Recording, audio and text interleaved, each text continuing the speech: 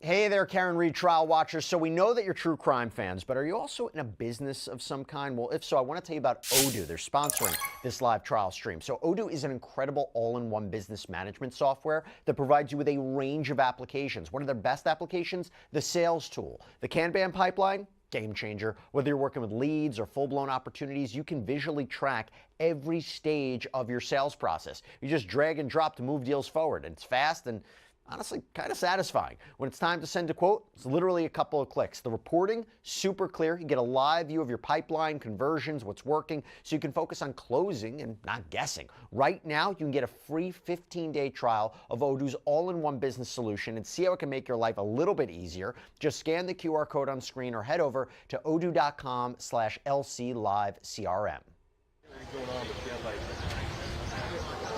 Really? No, like yesterday they ended like an hour early, and Monday they ended like 4:15. Oh, wow. Yeah, so. I don't know what it's pretty good schedule with days off something, but still like 1 week ago. They were fighting on it. Sorry, you guys had me work. I know, I was pissed. I was like, that's what I mean. That's so weird because like. They're so strict, but then all of a sudden they're like, The latest is which is like I don't know, man. I just work here. how's the baby? She's great. Yeah. She's good. She's moving, grooving, and trying to. Yeah. She's like, she's like in the folding little thing and she's running around. I'm not by herself right now. No, that's Guys, I Aww. get You just went somewhere recently, right? Yeah. Oh, yeah. So fun. She loves it. She loves it. Did you go to like just go down there? Did you visit family or something? So we just go down. Nice brother is just taking that with us. Yeah. So it was nice. She had like an awesome year. Pool, honey on the grill, tiki bar and stuff. So Yeah. nice Yeah. weather. Nice. Swim. I just brought my niece to Disney Oh, nice. 2 weeks ago. How old? So 4. Okay. 4 and a half. So she was like good age. Yeah, I'm gonna It wait was till awesome. she's done like 4 or 5 or something to take her. Yeah. And I wanted to end it with her. You know what I mean? Right, I'm not gonna take right. her 1 or 2 years. No, that's the thing. It's so fucking expensive. What I mean is I'm not gonna spend all the money until like 2-year-old. You know, still like And like she can't.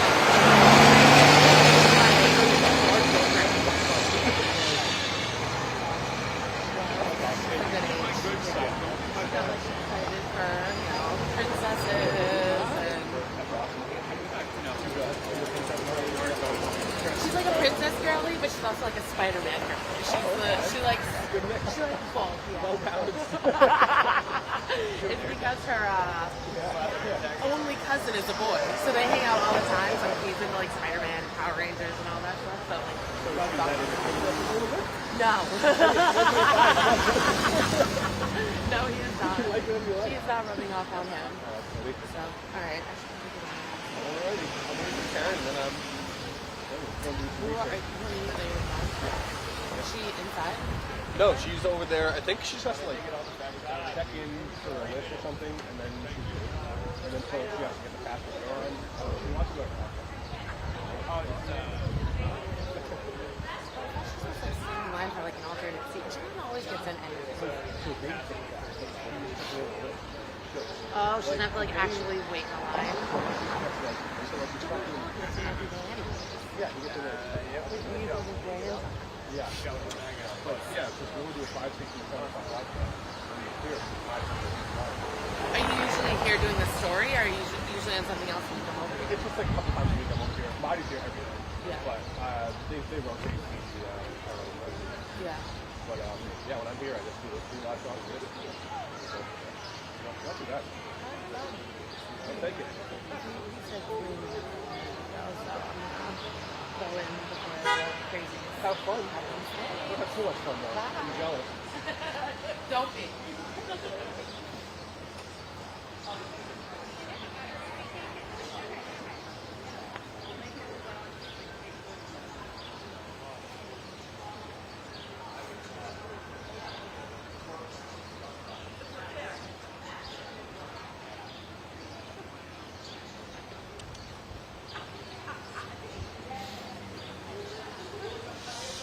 Where's our human alarm Terry today?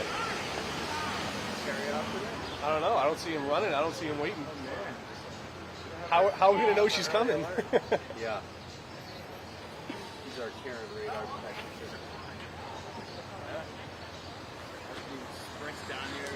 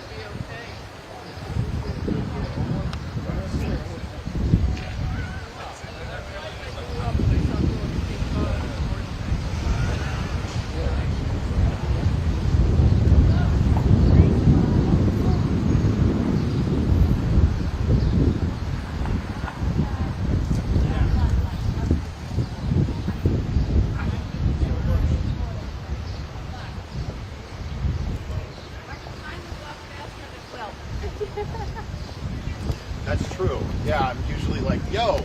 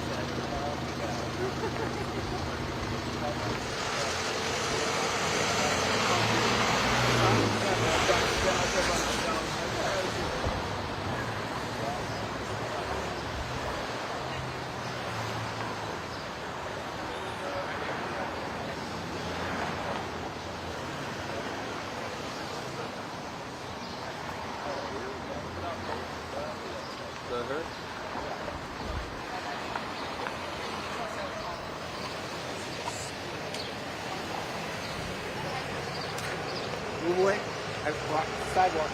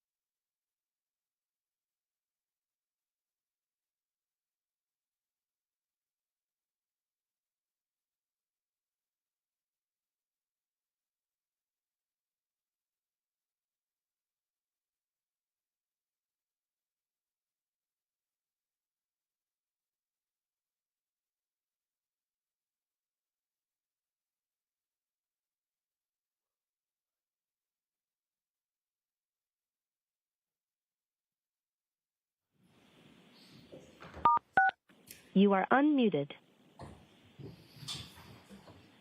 All right, could I see counsel at sidebar, please?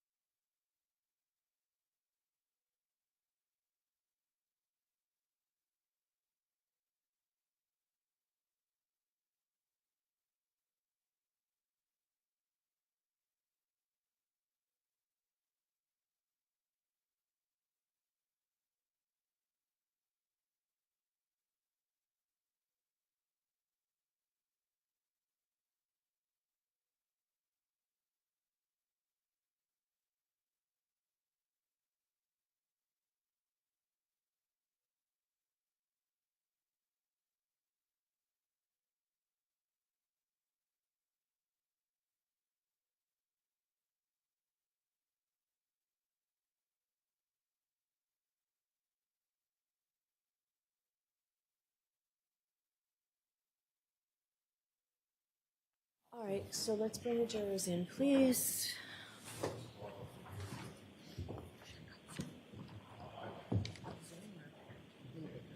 Leave it for now.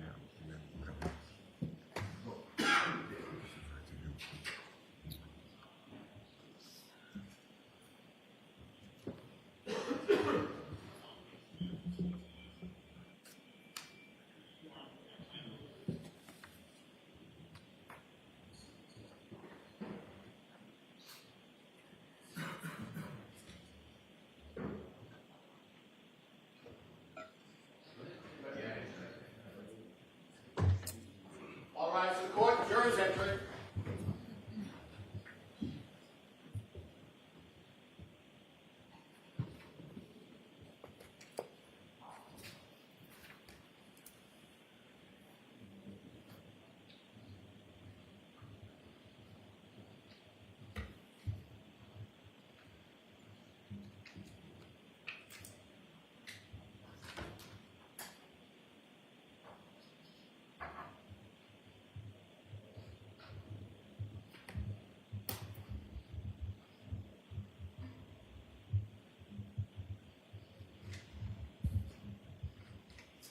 Please be seated. Good morning, jurors. So, an issue has come to my attention that is going to make it necessary that I talk to each one of you individually over at sidebar with counsel. So that process will take a little while. So I'm going to don't speculate as to what I'm going to talk to you about.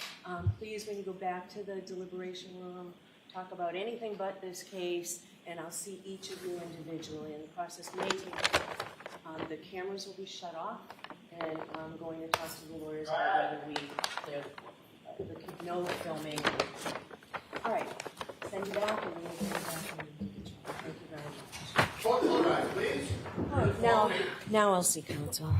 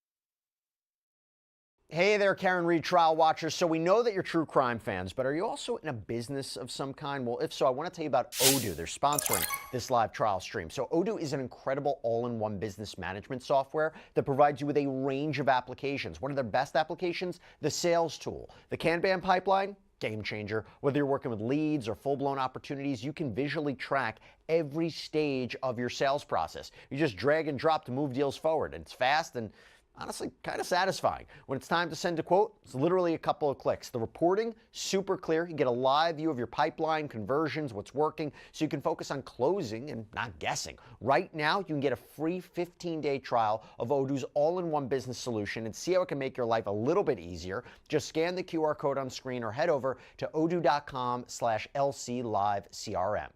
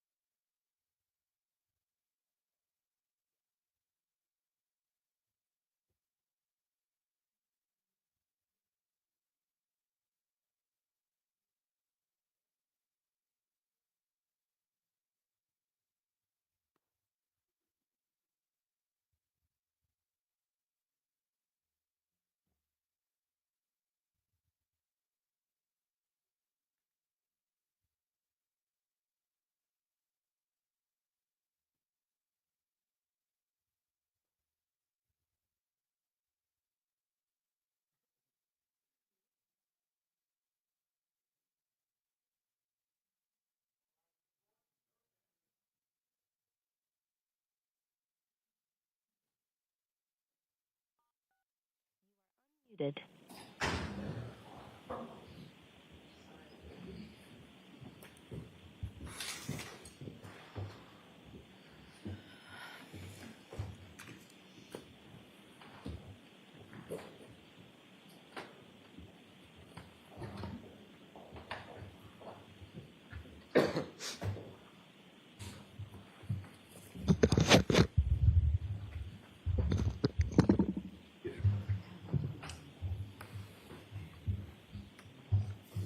Please be seated.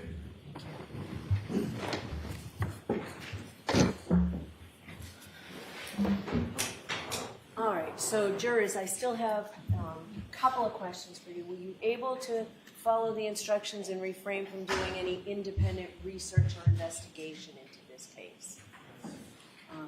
And we've discussed the other two questions, but I do need to stress for you that it's very, very important that no one discuss this case, don't let anyone talk to you about the case, no comments about the case. You've seen how hard the lawyers have worked to pull this case together for you, and everybody's given it so much time. So please let's make sure that we follow that. That means each other. So with that, I know we're late getting started. We're going to take an abbreviated lunch today, only 30 minutes, and abbreviated breaks. So no morning break. We're going to start now and go till 1. All right, Mr. Brennan, and we're taking a witness out of order. I apologize. We've got a witness here. Sometimes we take witnesses out of order. Ms. Hanley will be back later for the rest of her testimony, but we've got a witness here that we'll call out of order. Thank you. Mr. Brennan, thanks. Thank you, Your Honor. The Commonwealth calls Dr. Wolf.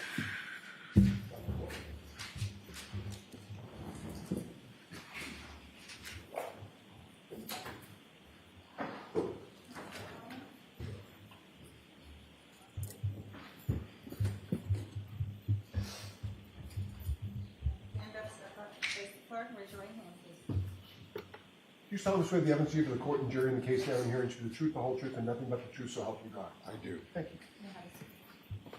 you. Good morning, Doctor. Good morning. All right, whenever you're ready, Mr. Brennan. Thank you, Your Honor. Good morning, sir. Good morning. Could you please introduce yourself to the jury, spell your first name and last name for the court reporter? Sure. My first name is Isaac, A-I-Z-I-K. It's phonetic. Last name is Wolf, W-O-L-F, like the real thing. What do you do for a living? I'm a brain surgeon. Is there a special part of medicine that you study? Well, my main interest in brain surgery is brain tumors and trigeminal neuralgia. But I also specialize in movement disorders. I do pediatrics and adults. Are you an active working neurosurgeon? I am very active working neurosurgeon. I get up every day at 4:30 in the morning to go to work, 5 days a week. I take call 300 days out of 365 days a year. Did you work yesterday? Yes, I did. What type of work did you do yesterday? I did 2 brain surgeries yesterday. Are you working tomorrow? I have 4 surgeries scheduled for tomorrow, which is why this is a little bit delayed for me, and I have 4 on Friday. And what type of surgeries do you have tomorrow and Friday? I have 3 brain tumors, 1 trigeminal neuralgia, and on Friday I have 4 patients with movement disorders. You're here today as a witness. How much of your practice, how much % of your income is from being a consultant or a witness for a case? Probably less than 1%. I don't do this for a living. I want you to take us through some of your education and background. Could you share with us where you went to medical school and where you graduated from? I went to Yale Medical School. I graduated summa cum laude. Was that in 1981 that you graduated? Correct. After medical school, did you begin internships in medical residency? I did an internship at Hennepin County Medical Center, which is a trauma center in Minneapolis. I then did 5 years of neurosurgical residency at the University of Minnesota. And was that in Minnesota? Correct, in Minneapolis. Is there something about that hospital that has some specialty? It was one of the #1 training centers for chairmen in neurosurgery at the time.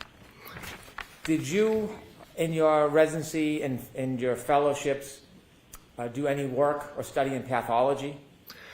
During your residency as a neurosurgical resident, you do 6 months in neurology, you do 3 months of neuroradiology, you do 3 months in pathology, which includes autopsies on brains, and then you do rotations through a trauma center as a chief resident, through a VA hospital, and then ultimately at the university hospital for elective cases. We also do 6 months of pediatric neurosurgical residency. Did you do a fellowship at New York University? Yeah, at NYU, I did a fellowship before I went to the University of Maryland as a professor in brain transplantation. The interest was in using cells to create dopamine centers in rat brains with the concept of Parkinson's being curable with transplantation. I'd like you to take us through some of your faculty positions, and so you can share with us some of the progression of your training and experience. And did you begin at the University of Maryland Hospital? Yes. In 1987, the University of Maryland recruited me to start their epilepsy surgical program and skull-based program. And then part of our responsibilities as assistant professors was to cover shock trauma. Could you explain for us what shock trauma means and whether the University of Maryland Hospital was a shock trauma hospital? So the University of Maryland and shock trauma were actually two separate entities when I started. A man named Cowley had basically developed the concept of the golden hour. So prior to Dr. Cowley, most trauma was just taken locally. That meant as a community hospital, if a patient had been in a motor vehicle accident, they needed an orthopedic surgeon, they had to call the orthopedic surgeon in, could take 15 minutes, could take 3 hours. The same thing for a vascular surgeon, the same thing for a neurosurgeon. Dr. Cowley came up with the concept that you needed a center that was strictly for trauma, and every attending had to be in the hospital 24/7. So that was the concept of shock trauma back in the 80s. When I got there, we were transitioning from a very small center to a 125-bed hospital that was completely committed to trauma.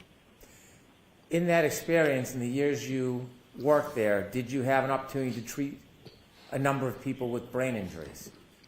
We treated well over 100 patients a year, a month basically, with brain injuries at shock trauma, along with spinal cord injuries. Did you perform surgeries in different types of brain trauma and brain injuries? Yes. After Maryland in 1993, did you move to Miami Neuroscience Center? Yes. In 1993, I left academics. I went into private practice in Miami, and I started the Miami Neuroscience Center. We were the first private community hospital to have what's called the Gamma Knife. So we were the 13th in the country, but the only one that was non-university based. And Gamma Knife radiosurgery is using radiation to operate on the brain.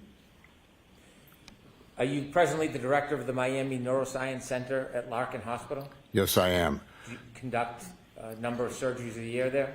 Correct. So I spent 19 years at Doctors Hospital, then we moved to Larkin Hospital 13 years ago, developing the new radiosurgical unit called ZAP, and also another fancy machine called high-frequency ultrasound to treat the movement disorders. You've noted that you have a number of professional memberships. I don't want to go through all of them. I'd like to point out a few. Are you a professional member of the American Association of Neurological Surgeons? Yes. Are you a member or fellow American of the College of Surgeons? Yes. Are you a member of North American Skull-Based Society? Yes. And is that brain-related? It is. Are you a member of the Society for Neuro-Oncology? Yes. Are you a member of over, or at least 34 different professional memberships? Yes. In your career, have you engaged in research? Yes. Has that research focused or centered on brain injury? Yes, it has. Is some of your research as a principal investigator for THAM treatment of brain tissue, acidosis in severely head-injured patients? Yes. Did that research and as a principal investigator help you in your diagnosis and treatment of brain injuries? It actually was in the treatment of severe head injuries, patients who were unconscious, the concept of trying to relieve the increased intracranial pressure that occurs from the injury and to increase blood flow, thereby increasing oxygen to the brain. Did you also serve as principal investigator for research for the PEG, SOD, and severe head injury? Yes. Could you describe that very briefly? Basically the same, one of the biggest problems in brain injury is the fact that blood flow ceases to exist as the brain swells up. And so one of the things we try to do is preserve the neurons by making sure that they have enough oxygen and blood flow to them. All these are agents that try to assist that. I won't go through all of your research and principal investigator roles, but I want to ask you about one more. And that is, did you serve as principal investigator relative to the IRB protocol for brain pathology? Yes. And what did that do? What was that about? It was about looking at what happens after a brain injury to blood vessels and tissue as the intracranial pressure increases in the brain. Have you been part of publications of a number of different books? Yes. I won't list parts of all 16 books, but can I point out a few? Sure. Were you the author of a book chapter regarding head injury, difficult medical management? Yes. Were you the author of a book chapter on pediatric neurosurgical emergencies? Yes. Were you the author of a book chapter on complications of head injuries in adults? Yes. Were you an author of a book chapter, Imaging of Craniocerebral Trauma? Yes. Were you an author of a book chapter in Emergency Room Assessment of the Head Injury Patient? Yes. Were you the author of a book chapter, Intracranial Injuries? Yes. I won't list or ask you about the other book chapters that you've been the author of. Have you been involved in journal articles? Yes. I'd like to ask you just about a few of the 70 journal articles that you have published. Your Honor, objection. So go ahead and ask the question without a comment first. Were you an author of a journal article, Intracranial Pressure in Non-Traumatic Ischemia and Hypoxic Cerebral Insults? Yes. Were you the author of a journal article, Post-Traumatic Cerebral Infarction? Yes. Were you the author of the journal Fractures of the Clivus? Yes. Could you tell me a little bit about that paper? We used thin-cut CT scans to identify fractures of the skull base. Prior to this, prior to CT scans, it was very difficult to actually identify radiologically a skull fracture with plain X-rays. The idea was to see if we could identify them more clearly, and so we classified them and delineated them in the paper and discussed the outcomes that were relative to those type of injuries. In the last journal article I'll ask you about, were you the author of a journal article regarding acute traumatic midbrain hemorrhage? Yes. Were you the presenter in a number of presentations regarding head injury and brain injury? Yes. You've listed 93. I'll ask you just about a few. Were you a presenter in fractures of the clivus, clinical and radiographic features? Yes. Am I pronouncing that correctly? Clivus. Thank you. Were you the presenter in acute head injury? Yes. And a separate presentation, fractures of the clivus, classifications and clinical features? Yes. Do you lecture? Yes.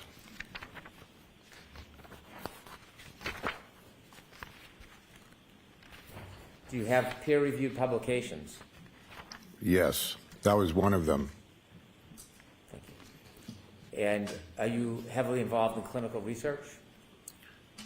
Right now, my research is more based on radiosurgical techniques and outcomes. Over your career and your study and your clinical experience, have you treated different types of brain injuries. Yes. Are you familiar with a number of different types of brain injuries? Yes, we still treat them. Were you asked to review materials relative to this case? Yes. And do you recall the materials that you reviewed? Yes. Could you share with us some of the materials that you reviewed? I reviewed the chief medical examiner's assessment of the case. I reviewed pictures that I'm assuming the medical examiner took of the autopsy. And I reviewed the report from the forensic pathologist. And before I ask you about your review of specific materials and your opinions in this case, is there a benefit to your clinical experience in studying brain injuries as opposed to the experience you had as a fellow simply with pathology? Well, I think that for the jury to understand is a clinician understands the process from the time the injury occurs till the patient either leaves the hospital or dies. And it's a process. And as a neurosurgeon, I have a tremendous amount of experience with that, if that's what you're asking me. Yes. And so, Doctor, you reviewed a number of items of information in this case. Did you have an opportunity to review photographs of a laceration to Mr. John O'Keefe's head? Yes, I did. With the court's permission, I'm going to ask to display Exhibit 160. Okay.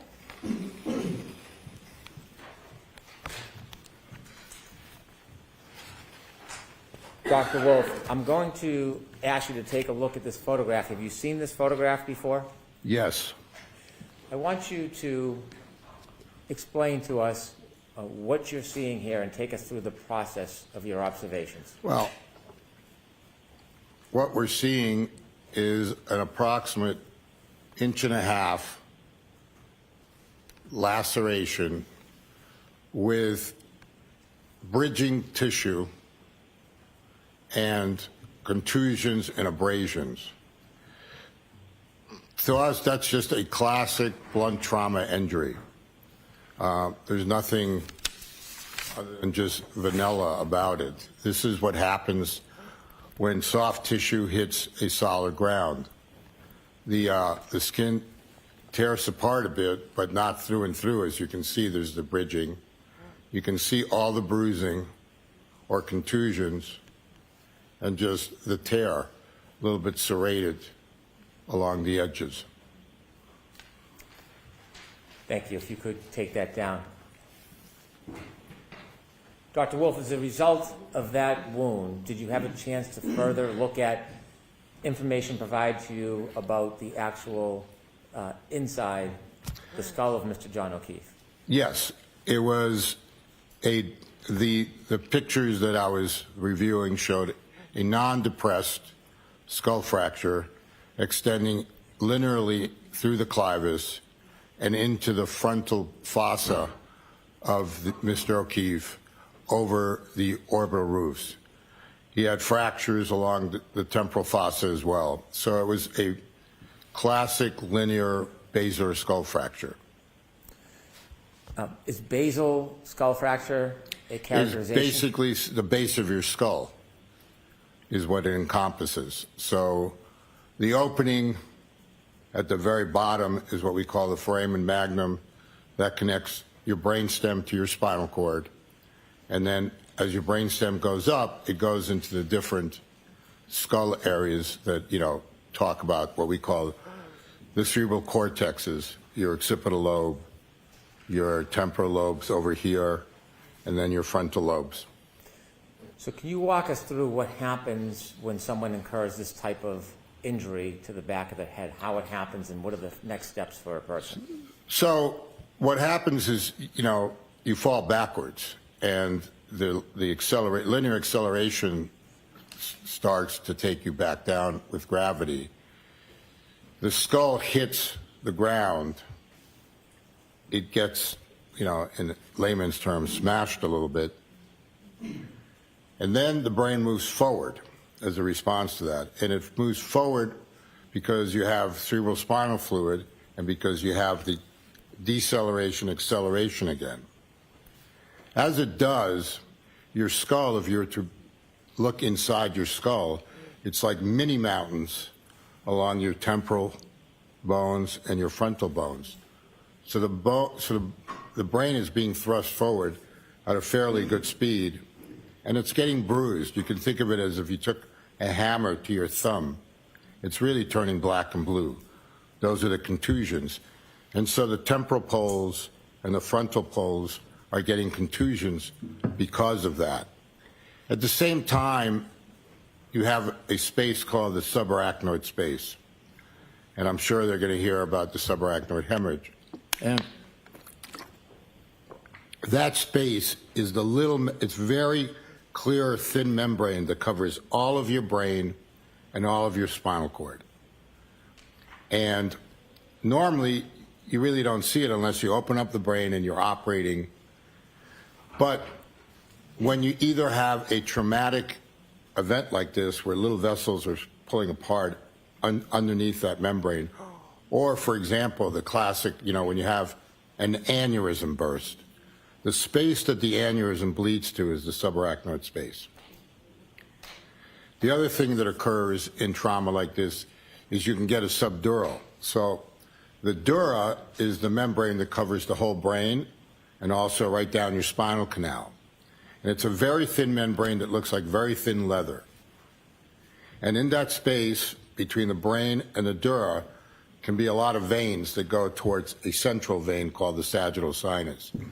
And if those tear, you have a venous hemorrhage from, which is not arterial, so it's not quick, but that can develop into a subdural as well. If you tear a portion of your brain as well, and you get a little arterial bleeds, that could create a much faster subdural hematoma.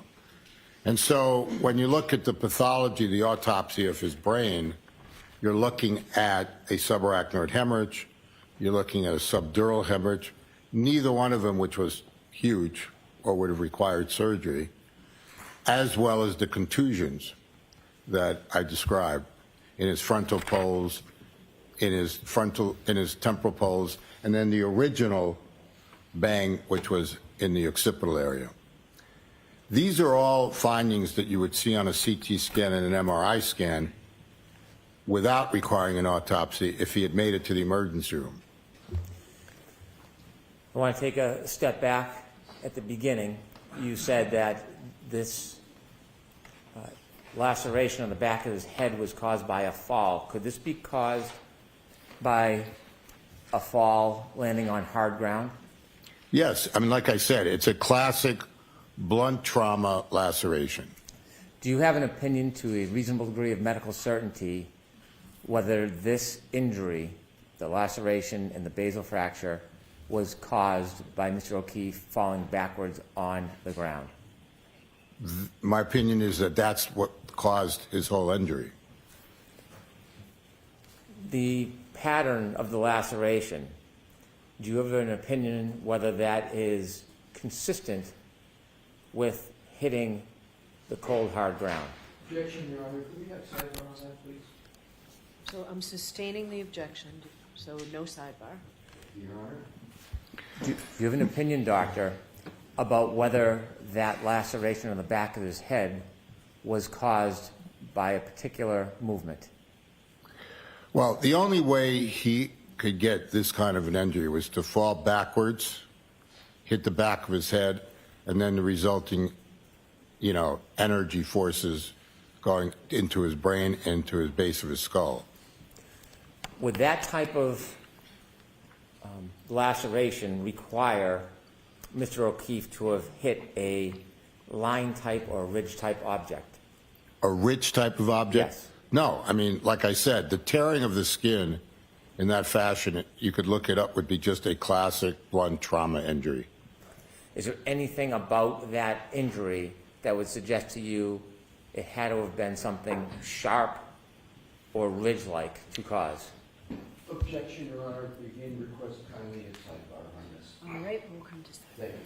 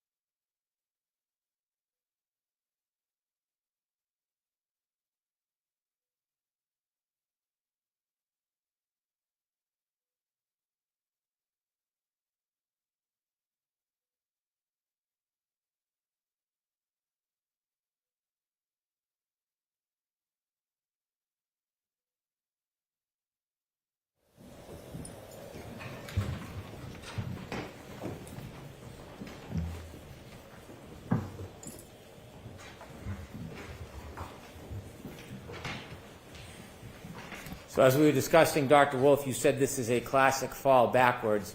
Is there anything about the pattern of that laceration that would suggest that there was a ridge or a line-type edge that caused that wound? Not necessarily.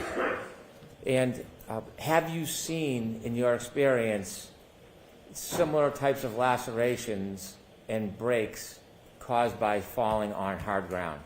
Yes, you can see that both in the occipital region. You can see it if patients fall on the, forehead. The skin tears, they're still bridging, and then they get bruises. Some of your work was in Minnesota. Correct. Was it a colder part of Minnesota? Very cold part of Minnesota. Did you- It's Minneapolis. I'm sorry. Did you often see these type of injuries there? Yes, I mean, we took care of a trauma center, Hennepin County.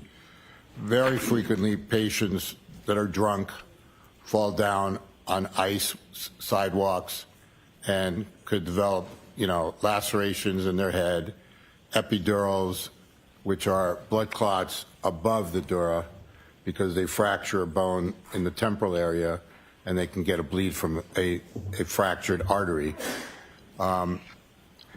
And it happens when people are shoveling snow and have a heart attack and fall backwards.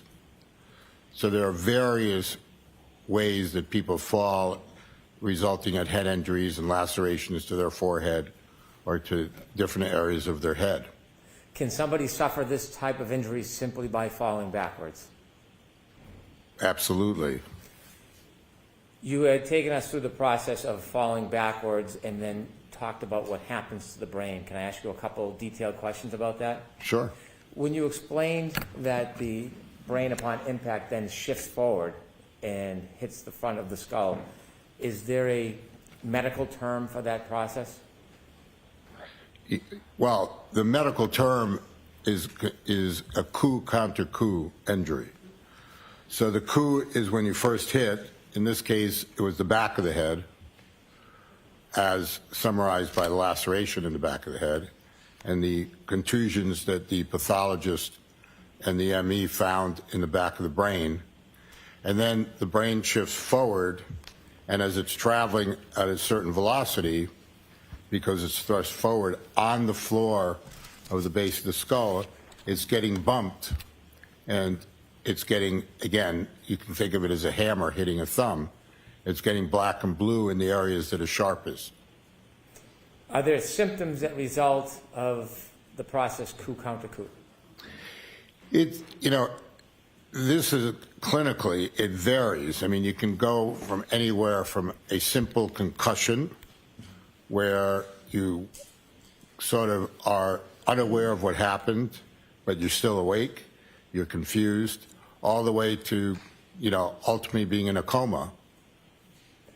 Can this type of injury, the coup counter coup, and what you see in the review of your files, could this type of injury happen from an attack by a weapon, like a bat or a hammer? Well, he did not have a depressed skull fracture. So any focal hit like that would more likely than not have caused a depressed skull fracture. Blunt trauma, the way he had, the assumption, would cause the coup counter coup without a depressed skull fracture. When the coup counter coup process happens with the skull fracture, does anything happen to the front of the skull? Well, you're asking me, does the rest, I mean, the forces, depending on how hard they are, can generate fracture lines all the way to the anterior fossa. So you can have fractures along the lateral temporal area. You can have fractures along the orbital roof. The orbital roof is very thin. And so those forces can go all the way to that area. Did you see any sign of orbital fractures in Mr. O'Keefe? Yes, he had both the ME and the pictures taken, and the neuropathologist mentioned fractures of the orbital roof. Do you have an opinion to a reasonable degree of medical certainty how those fractures occurred? From the trauma. Could you just explain a little bit how that would happen?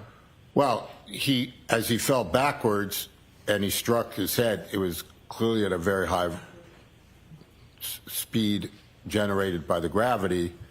The bone, depending on the quality of his bone, the density, then generated forces. There's a certain amount of lateral give, and then you get a linear force going forward. It drives all the way up the clivus and forward into the anterior fossa where his orbital roofs lay. And this is why people like this get what they call raccoon's eyes. Do you have an opinion whether the brain itself could have caused the orbital fractures? No. The brain is a soft substance. You could literally put your finger through the brain. We often operate on people fully awake. The brain couldn't possibly cause a fracture. The fracture was caused by the forces generated through that clivus, that middle bone in the middle of his base of the skull. Do you have an opinion to a reasonable degree of medical certainty whether or not the brain in any way could have caused these orbital fractures? The answer is absolutely not. In your study of the records and photographs and in your experience treating these types of injuries, do you have an opinion to a reasonable degree of medical certainty whether or not a person would remain conscious or would be immediately unconscious after the impact of the ground? Well, it's impossible to know whether he became immediately unconscious, but his injuries were very substantial, and it's more probable than not that at some point he quickly became unconscious and was unable to do functional activities. What does functional activities mean? The ability to, get himself up and about would be one of the functional activities. The ability to call for help would be a very significant cortical function. And that's why I was talking about, that there's a variation on the theme from a simple concussion to a severe concussion like this. If a person does not have functional abilities because they are rendered unconscious, does their body, could it still move? Yes, this is the interesting thing about our brain. So the cortex, which is the top portion of your brain, can get separated from your brainstem functionally, and what happens then is that your body is not acting autonomically, meaning vegetative. So why does that happen? We think it's because as we were cavemen, and if a caveman became unconscious, as an animal came up to eat it, the animal would touch it. Well, you have these automatic movements. One of them is called decorticating, which is where you draw your arms like this and you throw your feet out. And then a worse neurological situation is when you decerebrate. Now you push your arms out along with your legs. And that would scare off an animal. So we think that over time, genetically, this is what happened to our brains in order to create these. But those kind of movements are not thought processes. In other words, your brain is not telling you, oh, you have pain, go ahead and decorticate or decerebrate. It's an automatic movement in response to pain. I want you to take us back now to after the fall. Would Mr. O'Keefe, in your study and opinion, have died immediately? No. Can you share? I'm sorry. Yes, I'll tell it. There is very few things that you head injury where you would die, quote, immediately. So if I took a knife and stabbed you in the back of your neck right below your skull and I drove it through your brainstem, you would probably die immediately. If I shot you below your ear and went through and through below your ear and shot through your brainstem, you would die immediately. But traumatic head injuries, you would not die immediately. It's a process. And it's a process of a combination of things. Brain swelling, which takes a while to develop, decreased blood flow to your brain because you're getting swelling, and ultimately death of the brainstem that controls your heart and your breathing. And so this is why there is a whole big issue about brain death. You know, when is someone brain dead? Because it's not instant and it can take a long time to be conceived. In these injuries that are very severe that we took care of, there was a high mortality rate. In the linear skull fractures, it was about 67%. But it took time for them to die. It could take days to weeks to months. And also, these people got to shock trauma, so it was a while, whether it was hours, before they were even starting to be taken care of, and yet they weren't dead yet. That's why I don't think it was immediate. Was there any other observations you made about Mr. O'Keefe or his body that support your opinion that he didn't die immediately? Well, the medical examiner took pictures of his periorbital area and diagnosed raccoon's eyes. So raccoon's eyes occur because there's leakage through the orbital fractures into the periorbital space. Normally, it takes about 24 to 48 hours to develop. It has been noted as early as 1 to 3 hours, which would make it not immediate. Could we please have Exhibit 14?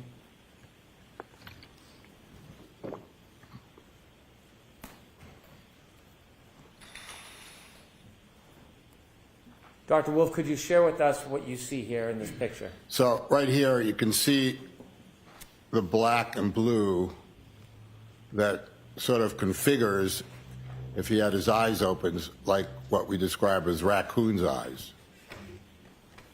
right?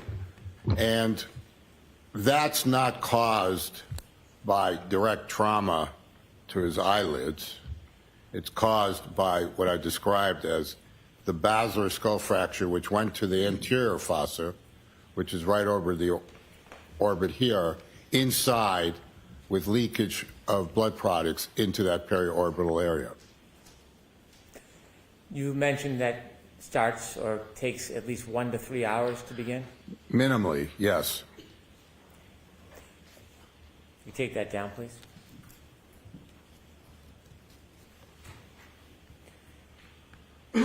If Mr.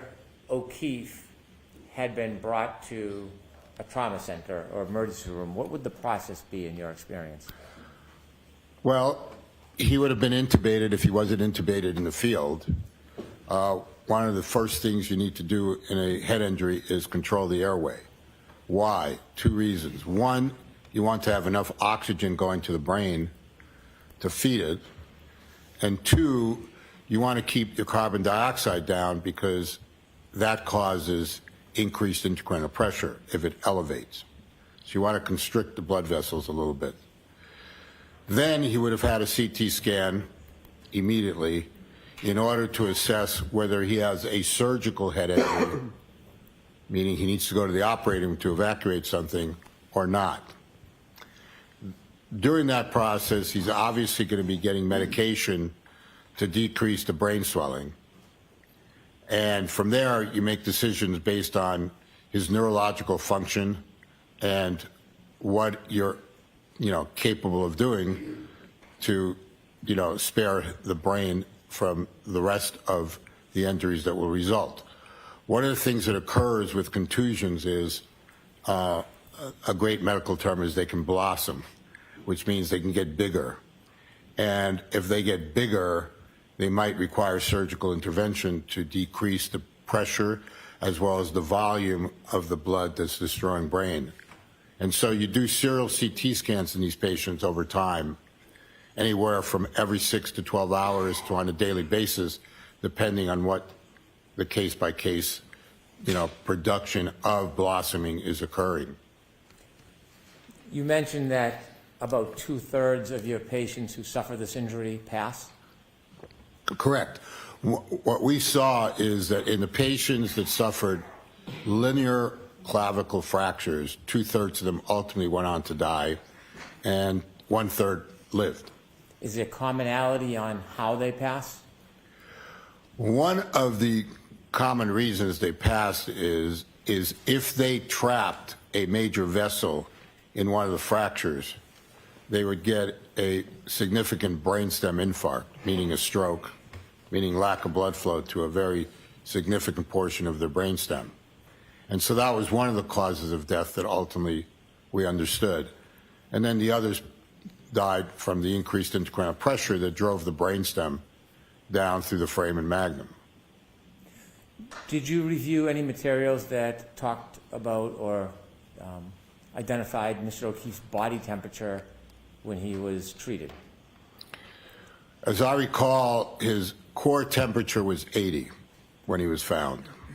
Is that significant in the process and development of his injury from the moment he fell and hit his head until his ultimate passing?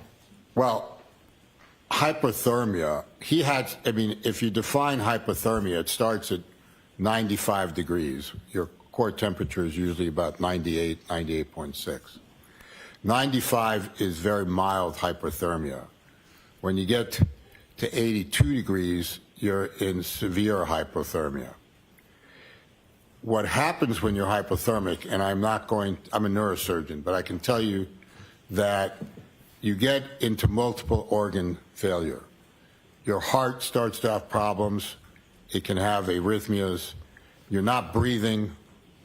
And ultimately, at hypothermia, you also become unconscious and go into a coma-like state. Below 80 degrees, you're probably going to die. So all I can tell you, it wasn't helpful that he had a significant head injury and that he was then found hypothermic. Is it uncommon, in your experience, for people that suffer this injury to pass within 5 hours?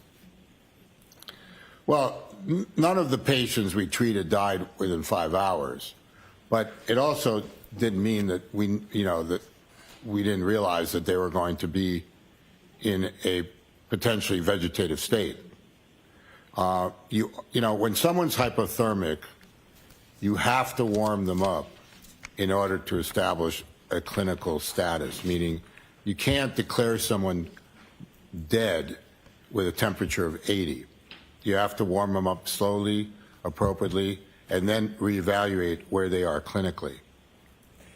I've asked you questions about whether you had an opinion about Mr. O'Keefe and when he died. I want to ask it in the form of a formal opinion. Do you have an opinion to a reasonable degree of medical certainty whether Mr. O'Keefe died immediately or within 15 minutes? No, I don't think he died immediately. Neither the hypothermia nor this kind of head injury would kill you immediately in any clinical experience I have. Dr. Wolf, thank you. All right. Let me have a moment, Your Honor. Sure. Thank you.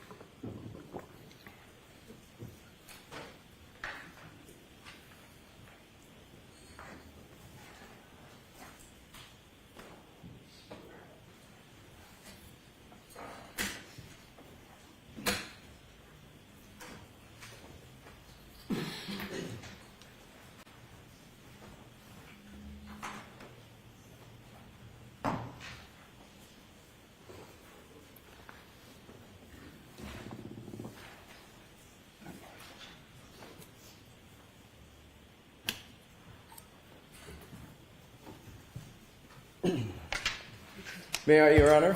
Yes. Morning, Doctor. I don't think we've had the pleasure of meeting. Welcome. Thank you. Sir, can you just describe, you started to do it a little bit on direct, a typical day for you? I wake up at 4:15 in the morning. I go to my center.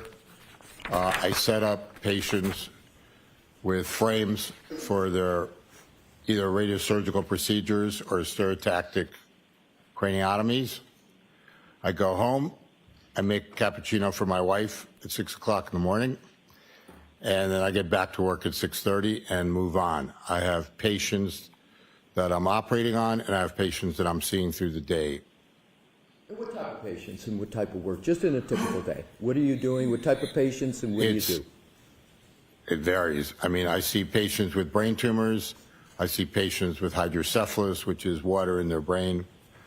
I see pediatric brain tumors. I see subacute and chronic subdural hematomas, post-traumatic. I see patients with strokes that are being misdiagnosed. I see patients with cancer, metastatic disease. I used to see patients with cervical problems. I stopped doing that 2 years ago. I mean, I don't know what else you want me to tell you. No, that's great. And is that typical day, typical of the type of days you've had for the past month, past few years? Is it generally, without specifics, is it generally? Correct.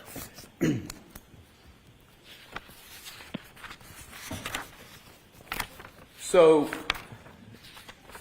none of your typical days, none of the past typical months have involved forensic pathology, have they? You haven't acted as a forensic pathologist in... I am, if you could have asked that question, very straightforward. I am not a forensic pathologist. I'm a brain surgeon. Right. And you don't perform autopsies, correct, sir? You're a brain surgeon. Correct.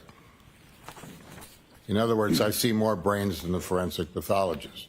Right. And is it correct to say that the brains that you see are of living people?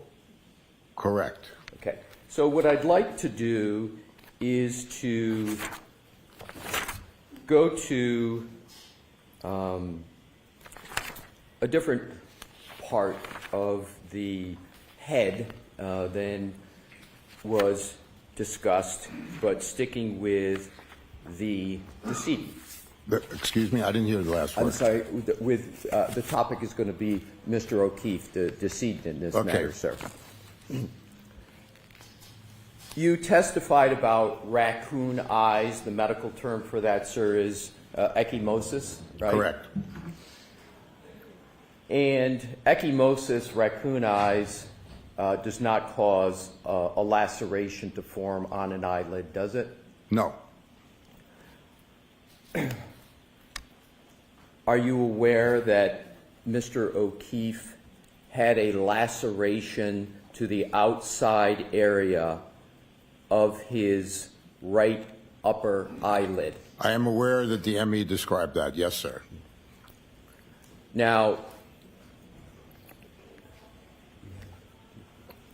could, Your Honor, I'm going to, with Your Honor's permission, ask to publish what is already in evidence in a moment. Okay. Mr. Wolk, What exhibit number, Mr. Alessi? we're going to, 165, Your Honor. Okay, go right ahead. Thank you. Dr. Wolf, have you seen this photo depiction before today? I believe I have. Is it correct that that injury on the upper right eyelid is caused by the application of force directly to that area of the front of the head, again, namely the upper eyelid? That's possible, yes.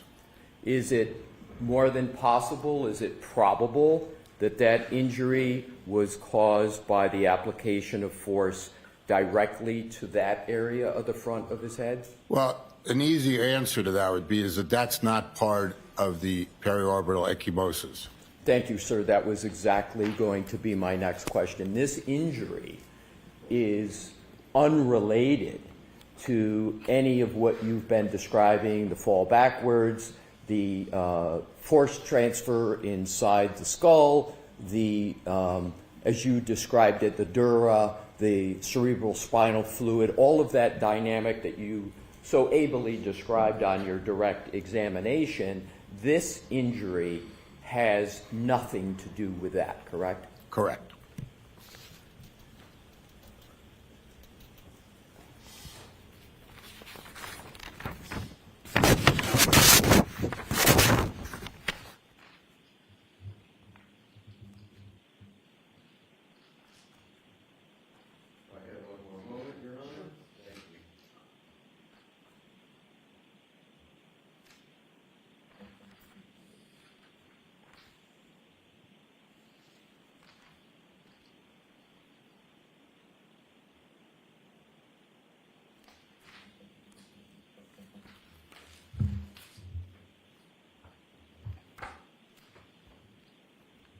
Thank you for answering my questions. Dr. Wolf, a pleasure again.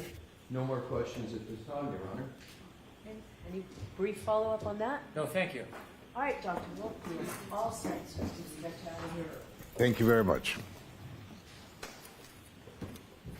All right. Mr. Brennan? May we have a moment to inquire of our next witness? Sure. And while I see counsel, let's have our jurors feel free to stand up and stretch.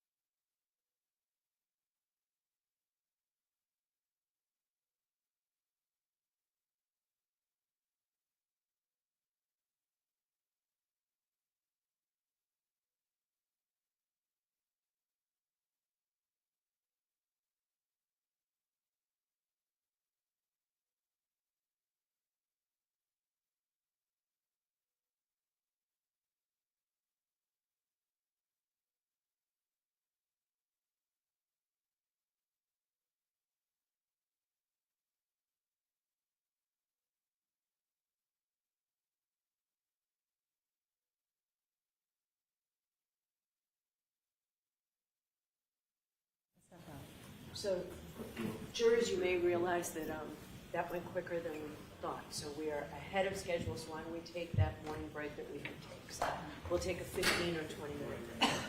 All rise for the court, please. Jurors, close your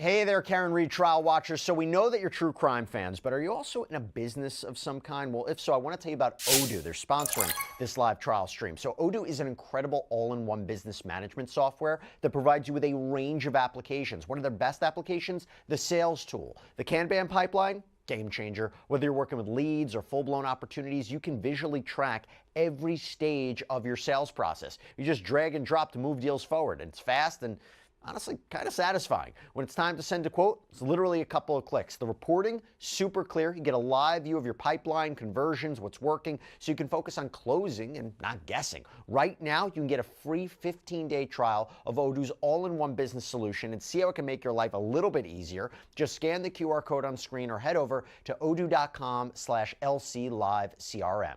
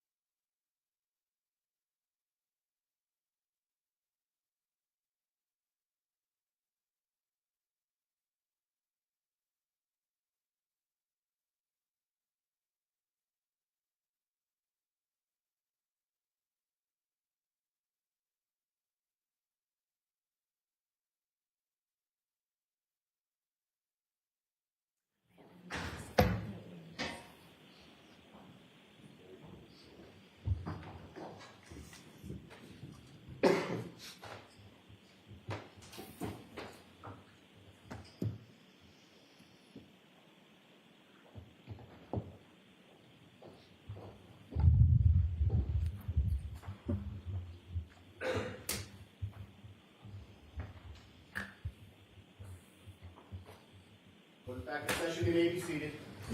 All right, may we have Ms. Hanley, please?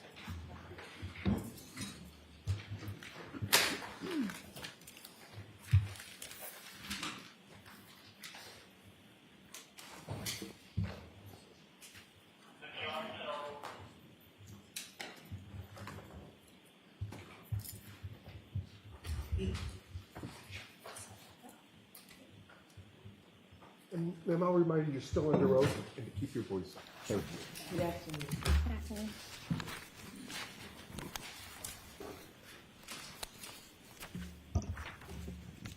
All right, Mr. Lally, whenever you're ready. Thank you, Your Honor.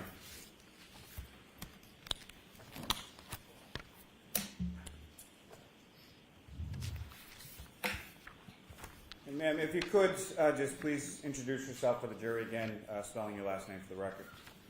Sure. I'm Christina Hanley. Hanley is spelled Hanley. And Ms. Hanley, given the break, if I could just ask you a few questions, just to reorient as far as the items that we were speaking about yesterday in your testimony. First, starting with the items of glass that you analyzed in this case. The first of those items was an item 3-2, is that correct? That's correct. And if you could, please describe for the jury, or please provide the jury with the description for that item that you received. Sure. So item 3-2 was a clear glass cup with broken irregular edges. And there was some dirt, debris material that was noted on the exterior and interior surfaces. Your Honor, may I approach? Yes. Did you show Canton? All right. I gave Mr. Jackson my copy, yes, thank you. Showing you a photograph, Ms. Hanley, do you recognize that? Yes, I do. And what do you recognize that? So this is a photograph that I took. It's item 3-2, but it's also, I would have to double check on my notes, but I believe it has item 7-12, one of the pieces that I'm holding, that's showing a physical match between those two items. Your Honor, call both the seats to introduce in minutes of the next exhibit. No objection. Okay. Exhibit 195. And Your Honor, may I publish? Yes. Ms. Gilman, if I could have photograph 9490.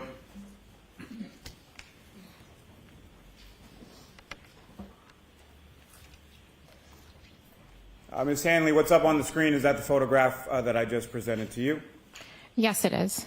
And if you could, please describe for the jury what we're looking at here. So that is a photograph that I took upon examination.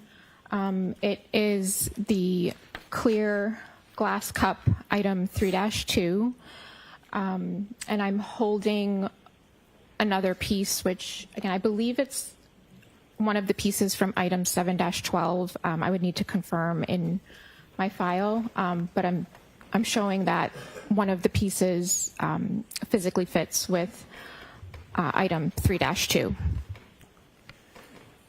Thank you, ma'am. Ms. Gilman, you can take that down. May I approach again, Your Honor? Yes.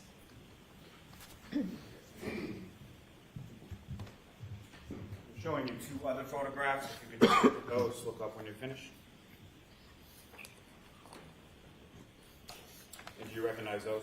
Yes, I do. And what do you recognize those? So these are photographs that I took of item 7-12. Your Honor, the Commonwealth will seek to introduce and admit as the next exhibit A and B. Is there any objection? No objection. Thank you. Exhibits 196A and 196B. And Ms. Hanley, if you could, just remind the jury as far as the physical description that you received in regard to item 7-12. Sure. So item 7-12 consisted of some clear plastic pieces as well as 9 pieces of glass with broken irregular edges. And may I publish, Your Honor? Yes. And Ms. Gilman, if I could have first photograph 9476. And if you could enlarge that just a bit, Ms. Gilman.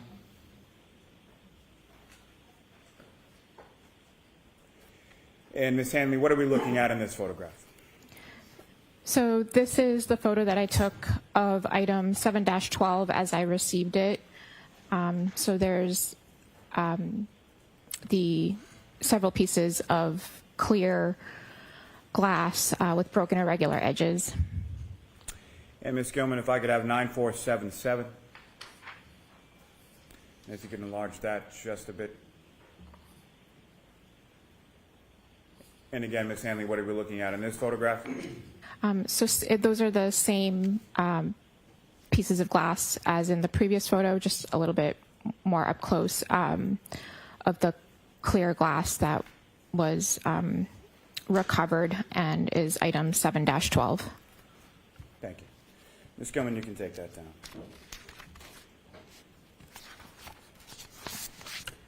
Now, Ms. Hanley, as far as a comparative analysis between items in 3-2, the glass cup, and 7-12 regarding the glass pieces, what, if any, conclusions did you make in reference to your comparison between those two items? Sure. So upon comparing those items, I did note that 6 of the 9 pieces of clear apparent glass had a physical match to item 3-2, the clear glass cup. And if you could just remind the jury, as far as a physical match, what does that mean? So a physical match is basically if an item breaks and those items have broken irregular edges, if those pieces come back together like a jigsaw fit, then it's a physical match and they were at one time together as one larger unit. Now, as far as each of those items within 7-12 had a letter associated with them, correct? Yes. And do you recall which of the 6 were a physical match for item 3-2, the glass? I would just need to refer to my notes for the exact letters. Sure, you can take your report out.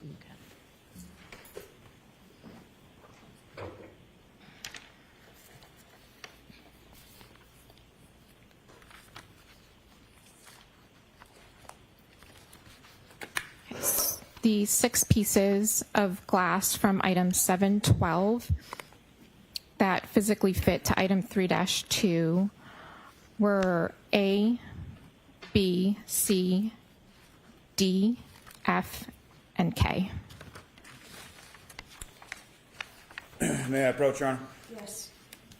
Well, let me ask you this first. I'm sorry. So, Ms. Hanley, during the course of this physical match analysis that you're conducting, are you memorializing that process with photographs as well? Yes, I am. May I approach, Your Honor? Yes.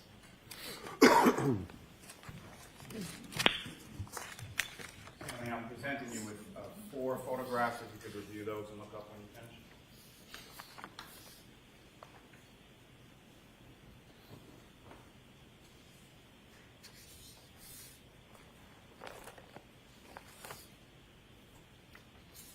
And do you recognize those, ma'am? Yes, I do. And what do you recognize those? Those are photographs that I took upon my examination of items 7-12 and item 3-2. Your Honor, the combo seek to introduce and admit as the next exhibits A through D. No objection. Thank you. Exhibits 197A through D.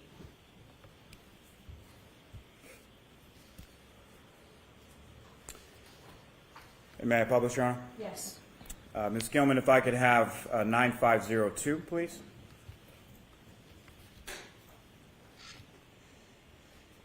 And Ms. Hanley, what's up on the screen? Can you please describe for the jury what we're looking at in this photograph?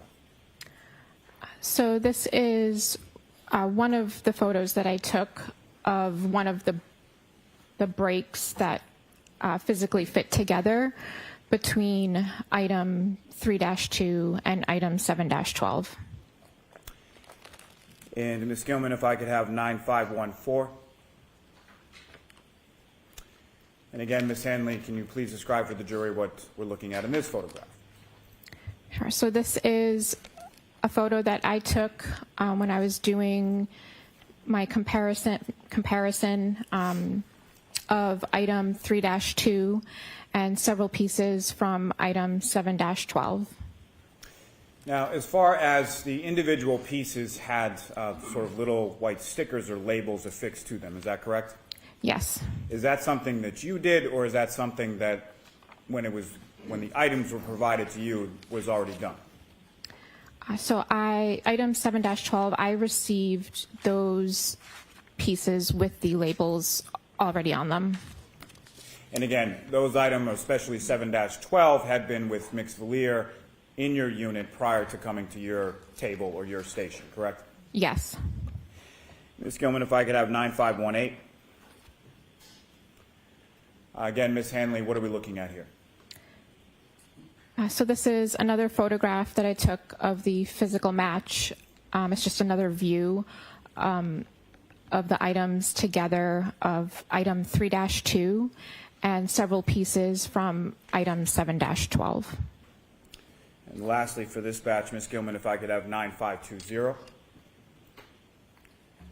And again, Ms. Hanley, what are we looking at here? So this is another picture that I took of the items just slightly rotated of item 3-2 with a physical fit to several items or several pieces from item 7-12. Ms. Hanley, is there a laser pointer on the desk in front of you? Yes. If you could, preferably using this screen just so it's visible for the jury, could you delineate where you see in this photograph item 3-2 and where you see the items associated with item 7-12?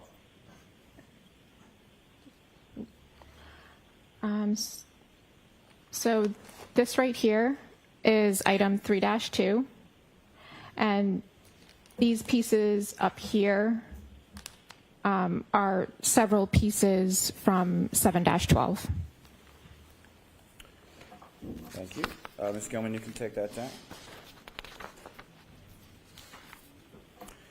Now, the other two items that you analyzed or examined in this part of your physical match analysis were items 3-3 and 7-14, correct? That's correct. And turning your attention specifically to item 3-3, if you could just remind the jury as far as the physical description of that item that was provided to you. Sure. So item 3-3 was 5 pieces of clear glass with broken irregular edges that were recovered from the bumper of the vehicle. May I approach again, Your Honor? Yes.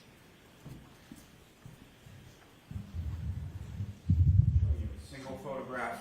Do you recognize that? Yes, I do. And what do you recognize that? That is a photo that I took of item 3-3. Your Honor, come off the seat to introduce in a minute the next exhibit. No objection, Mr. Jackson? No objection, Your Honor. Exhibit 198.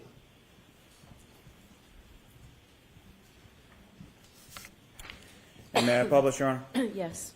Ms. Gilman, if I could have 9446, please. And Ms. Hanley, in addition to the 5 pieces of glass associated with item 3-3, what else is depicted in this photograph? This is a photo of the 5 total pieces that are from item 3-3. And in addition to that, is there a ruler depicted in this photograph as well? Yes, there is. And what is the purpose of that ruler in the photograph? It's there just as a scale. Thank you. Ms. Gilman, you can take that one down. And Ms. Hanley, the last of those items, 7-14, if you could just remind the jury as far as what was the physical description that was provided to you in reference to item 7-14. Sure. So item 7-14 was a clear piece of glass with broken irregular edges that was recovered from the road. May I approach again, Your Honor? Yes.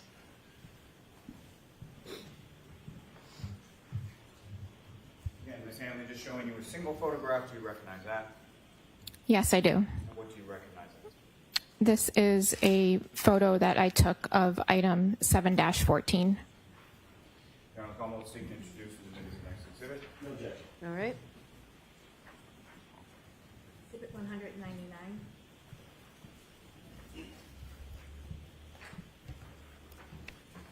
May I publish, Your Honor? Yes.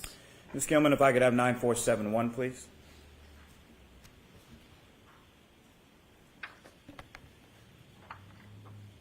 So And again, the two screens don't match.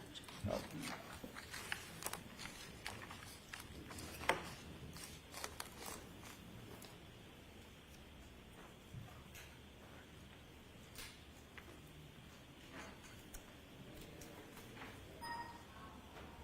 Thank you. Thank you, Your Honor. Ms. Hanley, again, if you could just describe for the jury what is depicted in the photograph up on the screen. This is the photo that I took of item 7-14. Thank you. Ms. Gilman, you can take that down. So, Ms. Hanley, in addition to the physical match analysis that you did between item 3-2, the cup, and 6 of the pieces that you found to be a physical match from item 7-12, did you also compare pieces from item 3-2, 7-12, and 7-14? Yes, I did. And what did you conclude in your physical match analysis of those items together? So upon examining and comparing item 3-2, 7-12, and 7-14, I had concluded that 6 of the 9 pieces of glass from 7-12 physically fit with item 3-2, and the remaining 3 of the 9 from 7-12 did not have a physical fit to item 3-2.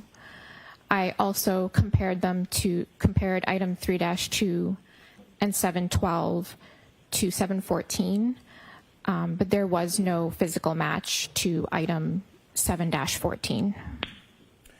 Now, in addition to that, did you also do a physical match analysis between item 3-2, the drinking glass, 7-12, pieces found from the roadway, and certain pieces from 3-3 from the bumper of the vehicle? Yes, I did. And what did you conclude based on that physical match analysis between those items? So upon examining and comparing those items, so there were 5 total pieces of glass from item 3-3. I used 2 of those pieces for physical match comparison to the items recovered from the road. Upon my examination, I did not, there was no physical match between those 2 pieces from item 3-3 to any of the pieces recovered from the road.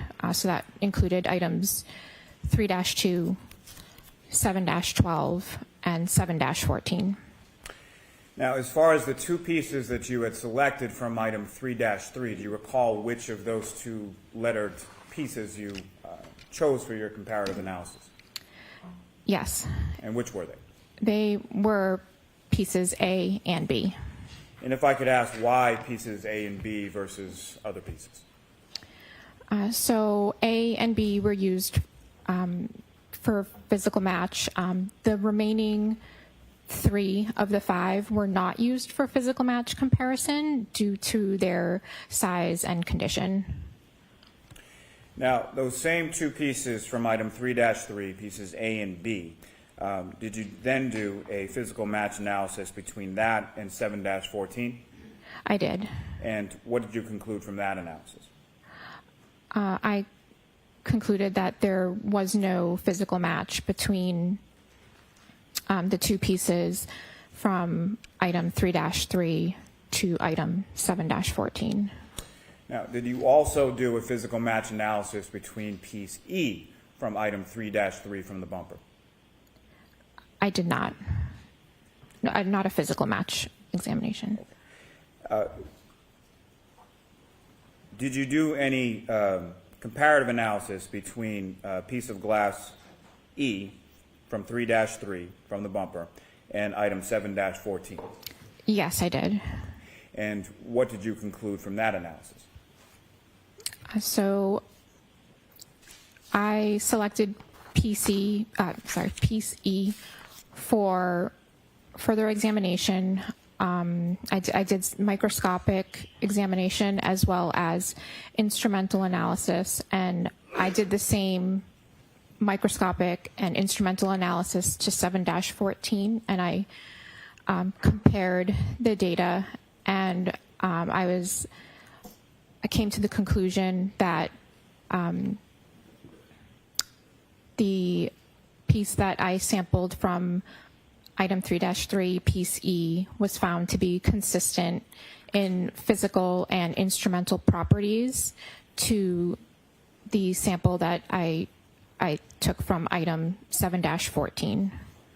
If you could, Ms. Hanley, could you please explain to the jury when you say instrumental analysis, what is that? What does that consist of? So the instrumental analysis that I conducted was on the GRIM instrument, which measures the refractive index of the samples.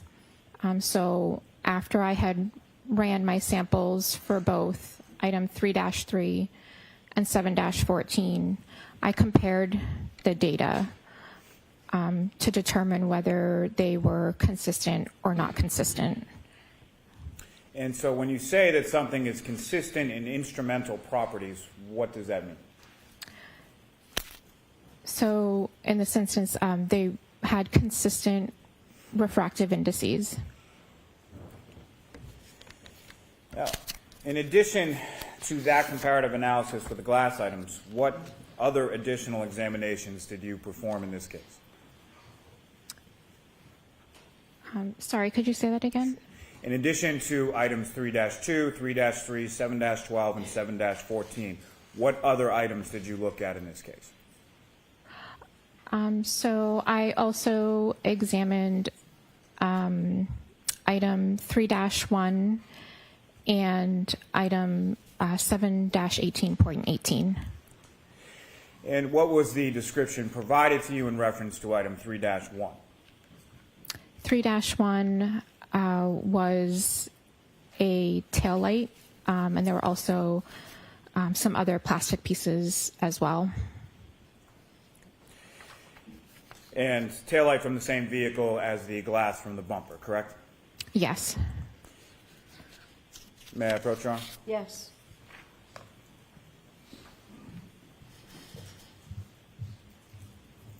You have another single photograph. Do you recognize that? Yes, I do. And what do you recognize that? This is the photo that I took of item 3-1. Your Honor, the Commonwealth will seek to introduce and administer this exhibit. No objection. Thank you. Exhibit 200.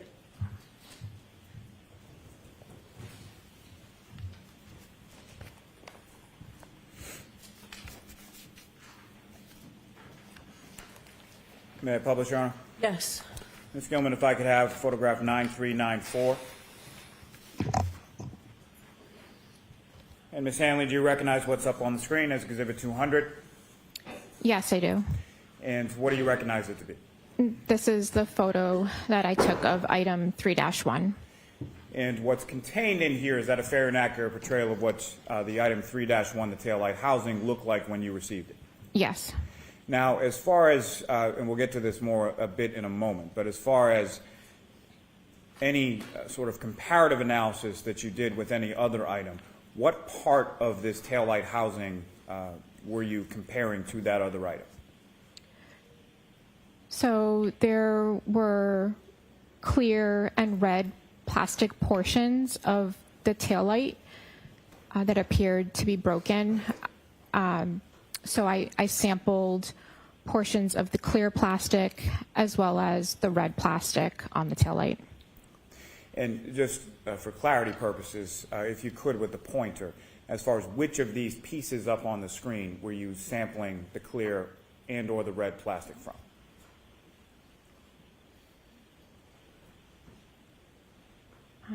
So the red plastic that I sampled was from this area. It's a little hard to tell from here. I think I'd have to refer to my photo in my notes, but I think there were a couple of different areas that had clear broken plastic. I think this might have been one of the areas that was broken that I sampled. And just for my purposes, really what I'm asking, Ms. Hanley, is the clear plastic that you used from item 3-1 was from the housing unit itself, the large piece, correct? Yes. Okay. Ms. Gilman, you can take that down.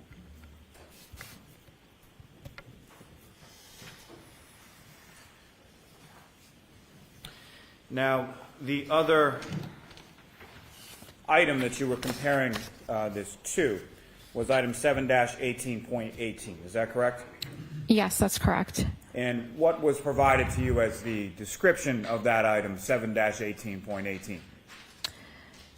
So 7-18.18 was debris that was collected from 2 pieces of clothing from the victim. And specifically, that would be 7-17, an orange T-shirt. Is that correct? I believe that is correct, yeah. Okay, as well as 7-18, a gray long sleeve shirt. Is that correct? Yes. And when you say that item 7-18.18 contained debris, what did that debris consist of? So the debris consisted of one clear piece of plastic, as well as several pieces of red plastic, among some other trace material. Now, were there measurements taken of those items within the debris, specifically the clear plastic and the red plastic? Yes. And what were those measured to be? I would just need to refer to my report for that. Okay, go ahead. Thank you.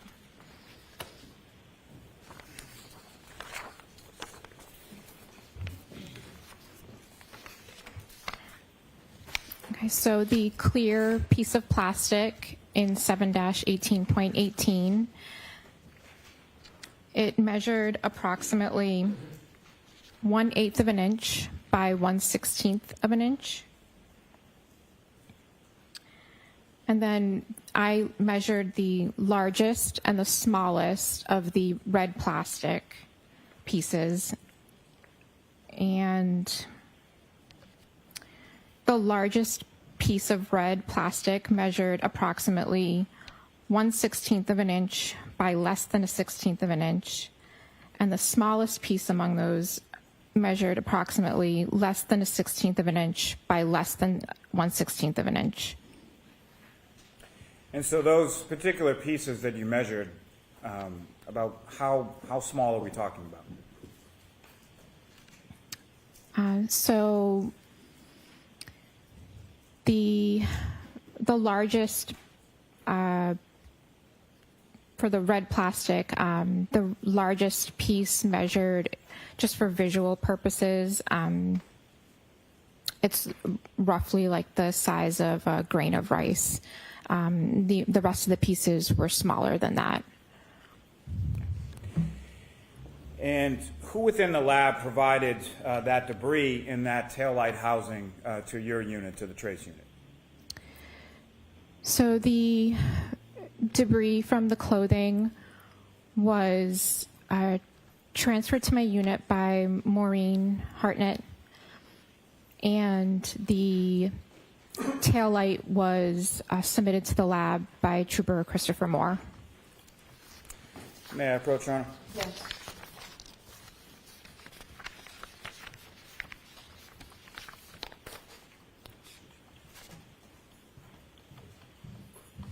Showing you a series of 5 photographs. You can review those and look up when you're finished.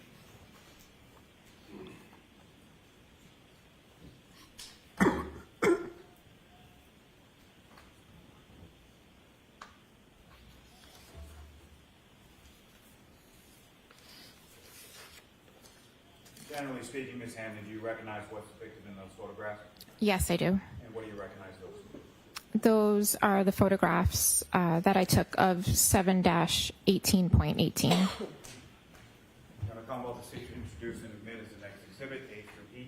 No objection. Thank you. It's 201 A through E.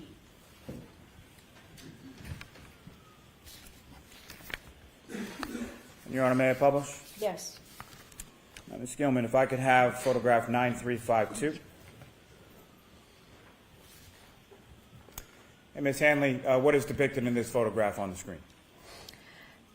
So this is one of the photos that I took of 7-18.18. This is how I received the clear piece of plastic. And is that a tin that it's encased in at the time that you receive it? Yes. Ms. Gilman, if I could have 9355. And what is this, Ms. Hanley? So this is a photo of the clear piece of plastic that was within that tin. And Ms. Gilman, if I could have 9364. And Ms. Gilman, if you could enlarge this just a bit. Maybe just a little more, please. Thank you. And Ms. Hanley, what are we looking at in this photograph? This is the photo that I took of the debris that was collected from the clothing items. Ms. Gilman, if I could have 9366. And again, Ms. Hanley, what are we looking at here? This is a photo that I took under a microscope of the red plastic pieces that I noted within the debris.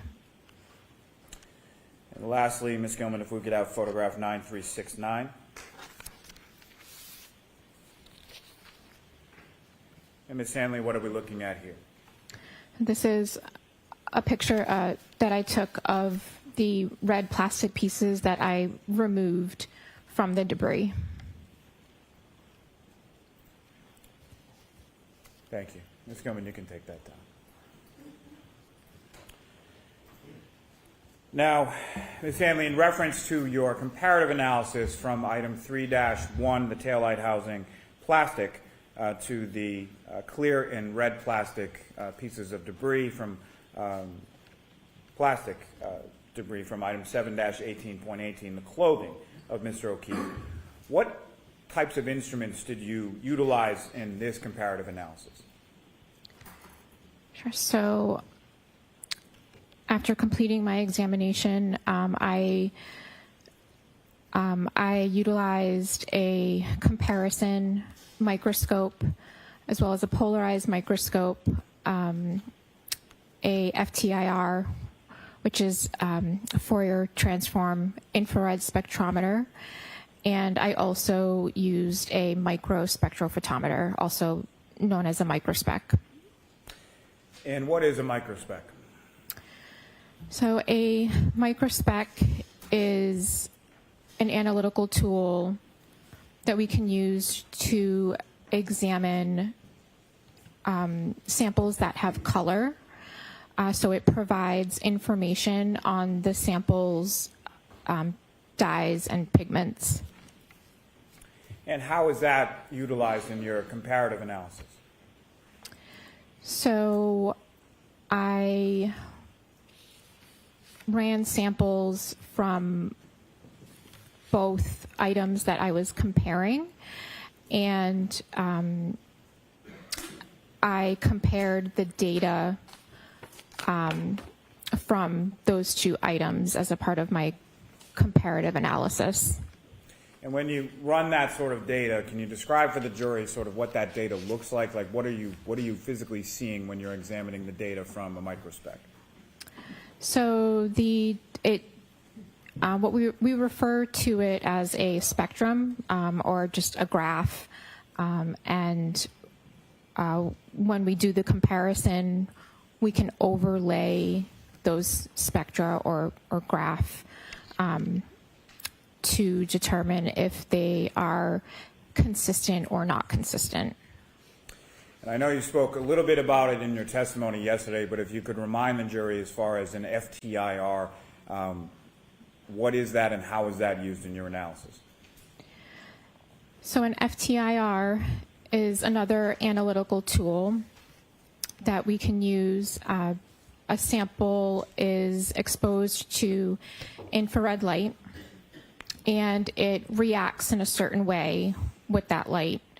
And what's produced is a spectrum of peaks and valleys that are representative and unique to your sample. And so that instrument was used to run samples from both items, and then the data was compared from both items.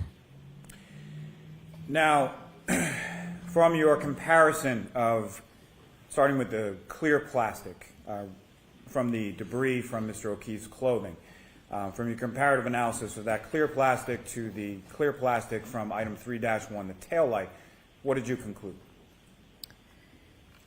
So the clear plastic from the debris was found to be consistent in color and instrumental properties to the clear plastic from the taillight.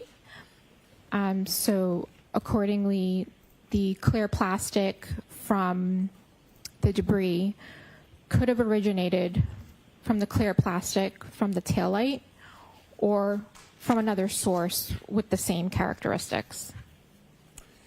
And with reference to the red plastic from item 7-18.18 from Mr. O'Keefe's clothing, in your comparison of that red plastic with the red plastic from the passenger side taillight of the defendant's vehicle, item 3-1, what did you conclude from that analysis?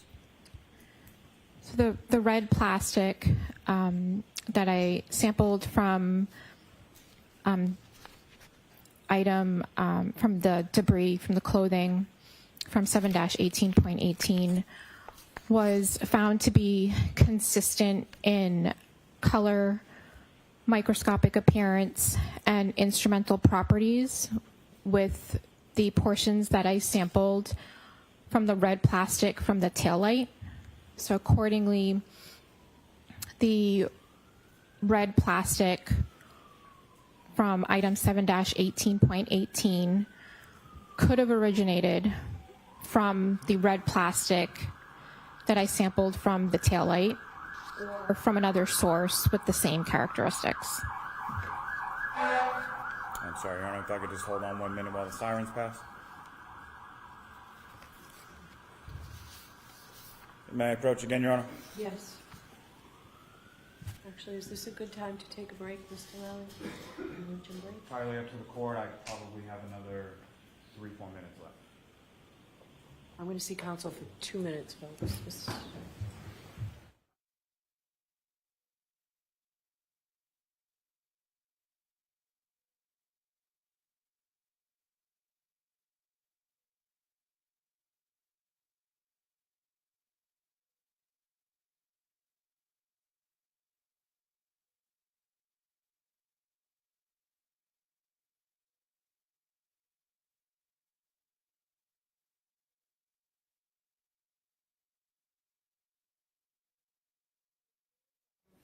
I told you earlier, we're ahead of schedule, so we will take a luncheon break, and we'll take an hour. So I know we'll take an hour, okay? We'll see you back here. So So, when they were just going forward. All rise to the court, please. Jurors, close your notebooks, follow me.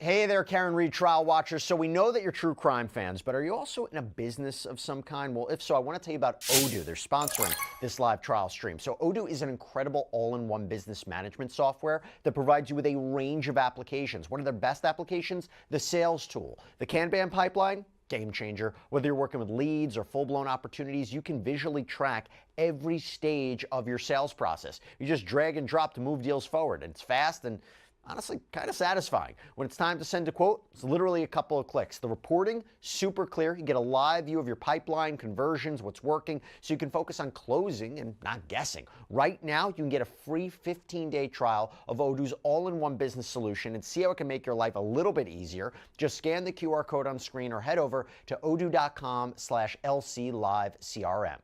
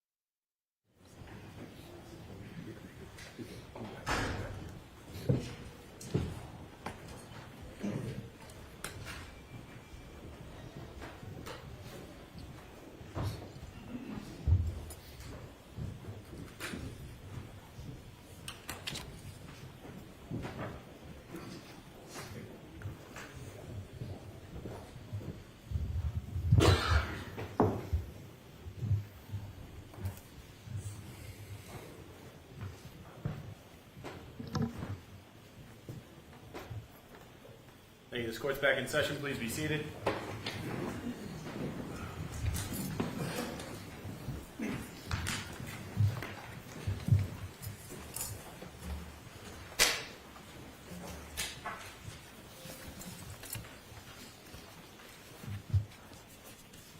Whenever you're ready, Mr.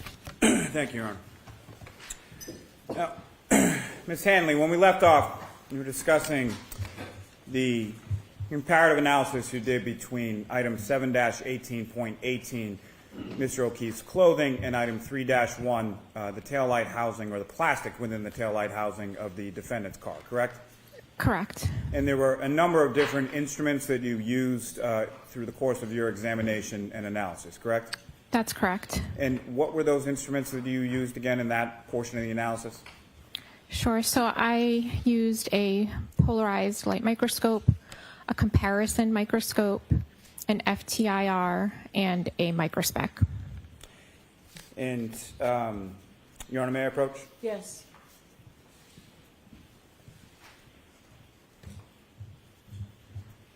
Showing you 3 documents, if you could review those a couple minutes, finish, please.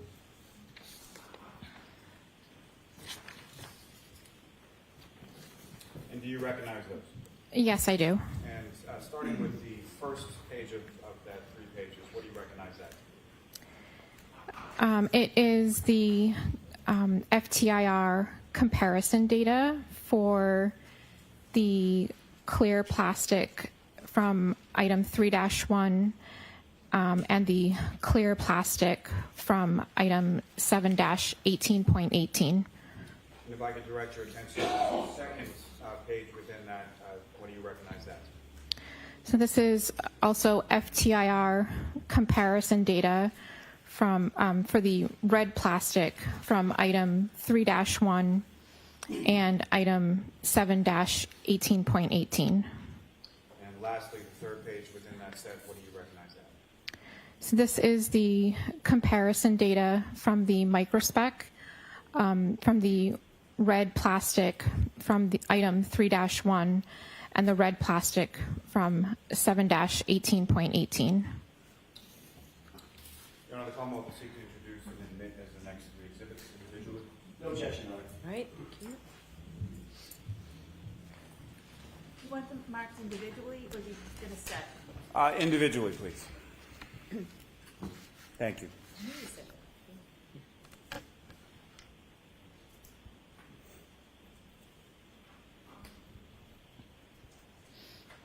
Exhibits 202, 203, and 204. Thank you.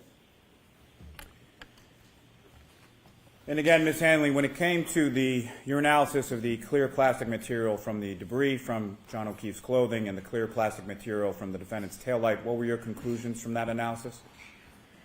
Sure. Upon comparison, the clear plastic from item 7-18.18 was found to be consistent in color and instrumental properties with the clear plastic from item 3-1. Accordingly, the clear plastic from 7-18.18 could have originated from the clear plastic from item 3-1 or from another source with the same characteristics. Thank you. Your Honor, may I publish, and I'm sorry, I forgot already the Yes. exhibit numbers, but Yes. Ms. Gilman, if I could have the clear plastic.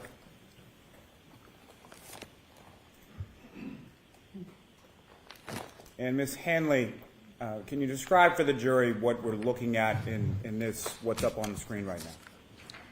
Sure. So this is the FTIR comparison data of the clear plastic from item 3-1 and the clear plastic from item 7-18.18.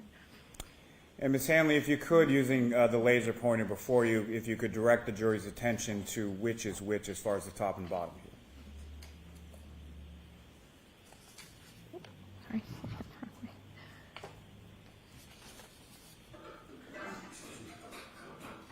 The top, I'm sorry, I apologize, Your Honor. That's okay.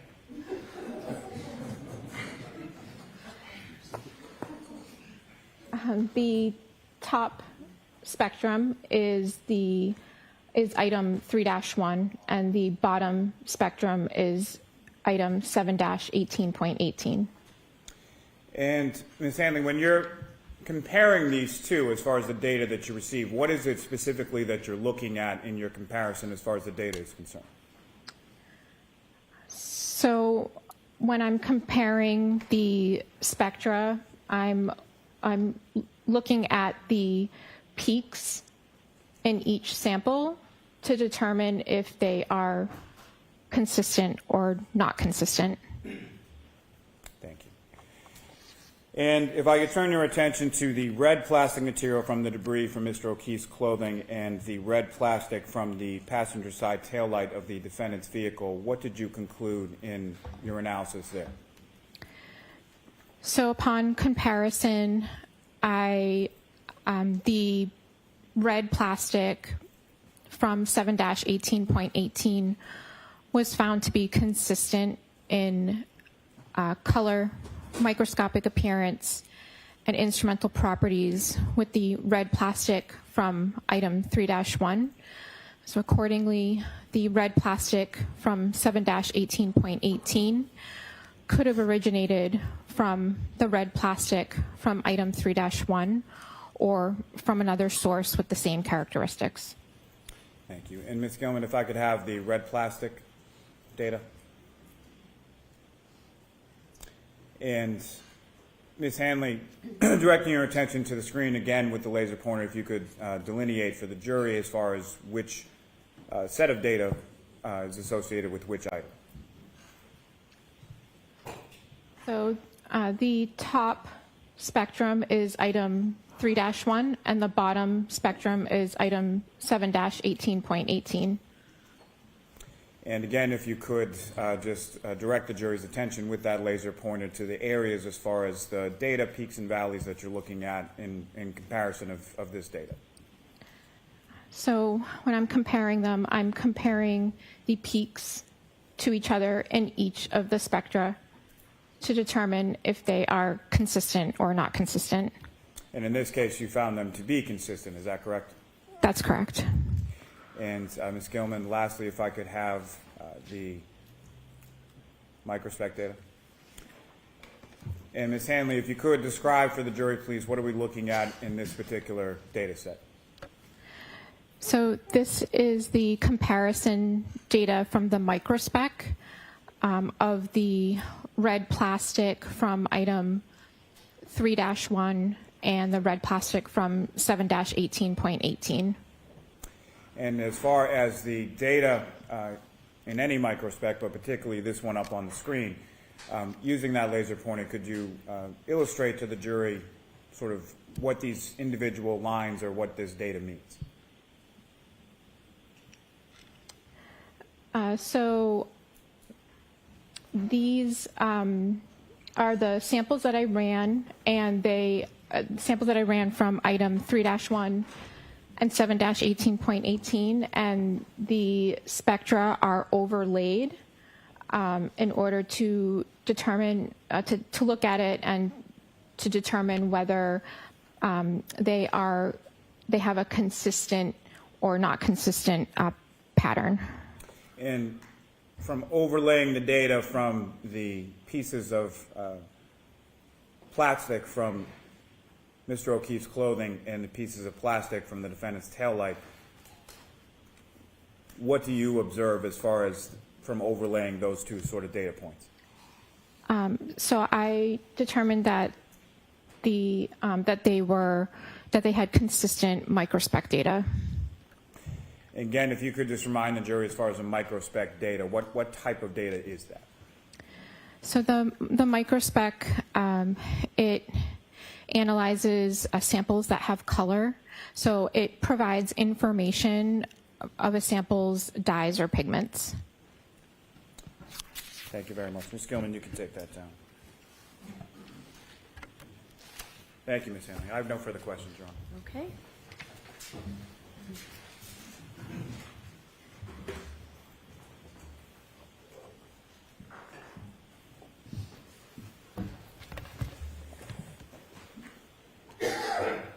Could Good afternoon, Ms. Hanley. Good afternoon. Nice to see you again. We met about a year ago.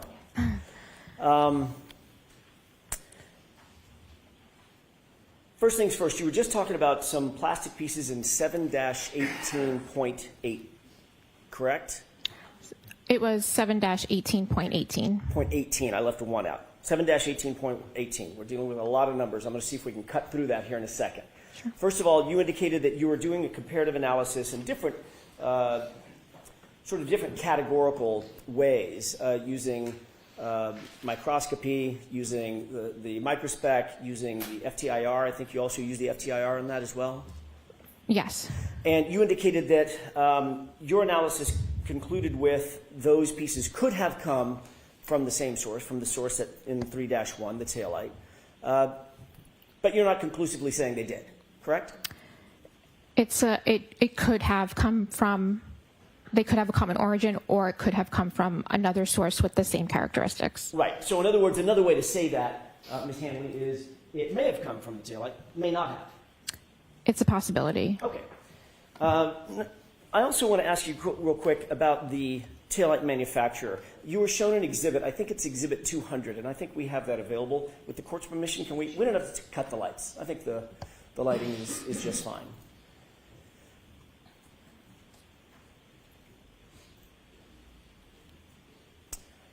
This is exhibit, or a photograph of exhibit 200 that you saw just a second ago. Quick question about that. In your inspection of that taillight, it's true, is it not, that is manufactured entirely of plastic or plasticine pieces. There is no glass in that taillight, correct? I have to check my notes. I don't think I noted any glass. Okay. So in other words, you didn't note any glass inherent in the manufacture of that taillight. It's basically plastic. Yeah, I think most of the parts were plastic. I'm not 100% sure if the entire thing was plastic. There may have been other material, but portions were plastic. But you certainly didn't see any glass inherent in the manufacture process. I'd have to double check my notes, but I don't think I did. Okay. Do you want her to check her notes? Why don't you? Are your notes in front of you? Yes. With the court's permission. Yes, sure.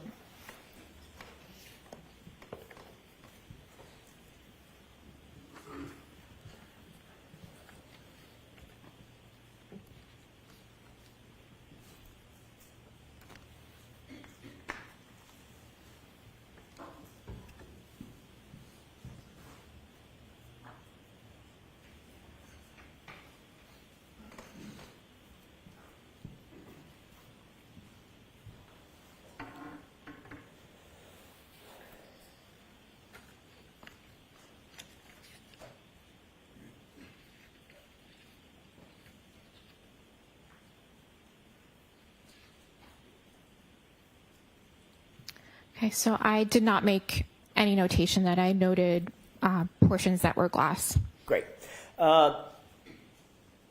Final point before we get into the actual analysis. On any of the glass, I want to shift gears to just the glass material that you analyzed and that you looked at and you inspected. You saw no blood, no skin, no biological material, no tissue, human tissue or otherwise, on any of those pieces that you inspected, did you?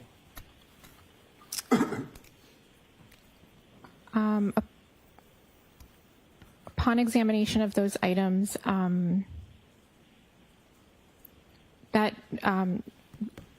making observations of those types of material, that's not my area of expertise. I don't think I noted anything that was maybe consistent with that.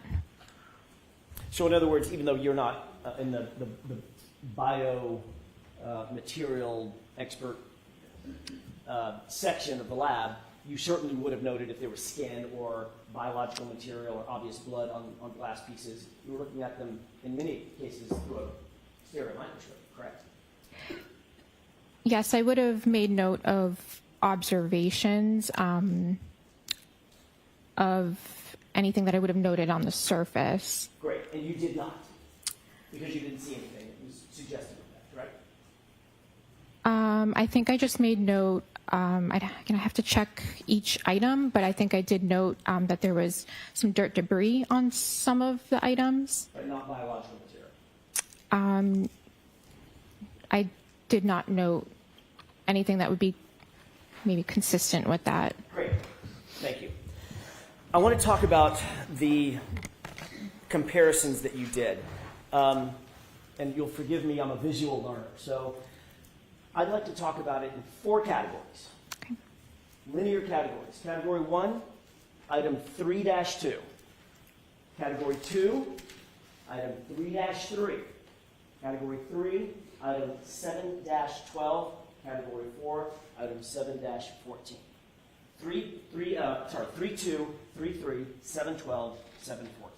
Can we talk about them in those particulars? Sure. Okay. 3-2 was the cup, correct? That's correct. Okay. And I'm going to use the word cup rather than glass for obvious reasons. You can get confused by that. So when I say the cup, do you know what I'm talking about? Item 3-2. Great. 3-3 are the 5 items that were found on the bumper, claimed to have been found on the bumper by MSP or crime. Okay? Yes. 5 items, A, B, C, D, and E, correct? Correct. Item 7-12 are 9 items, glass items, that were recovered at 34 Fairview by Trooper Buchanan in an evidence envelope, correct? So sustained as to who they were recovered from? Sure. Did you receive the items along with an evidence envelope? I need to double check if it was an envelope, but I received it packaged.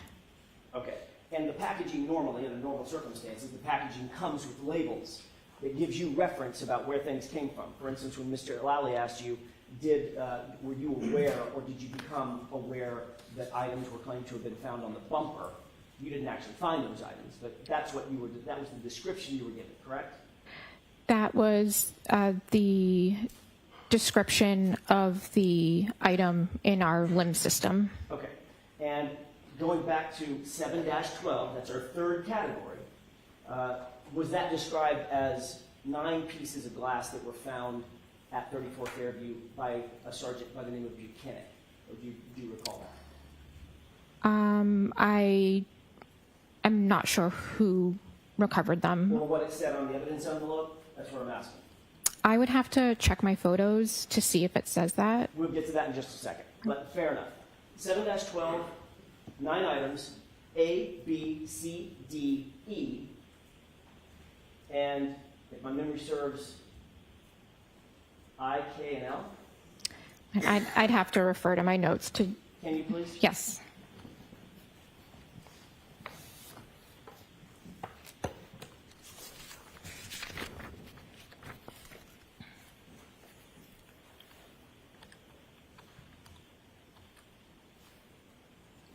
So the 9 pieces of glass from 7-12 were labeled A, B, C, D, E, F, I, K, and L. Great. And then finally, what was in 7-14, that's an easy one, 1 piece of glass. That's correct. Okay. Your Honor, may I approach? Yes.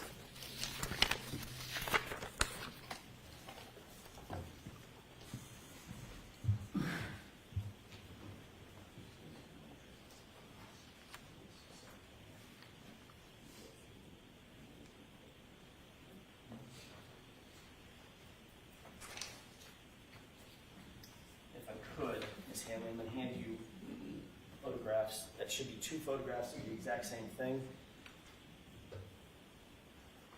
Do you recognize what's depicted in that photograph? I've never seen. I did not take this photo. Understood. So I'm not. I haven't seen them, so I don't know. So I'm asking you to look. I know you haven't seen that photo. Does it look like the cup? It looks consistent with the cup. Okay.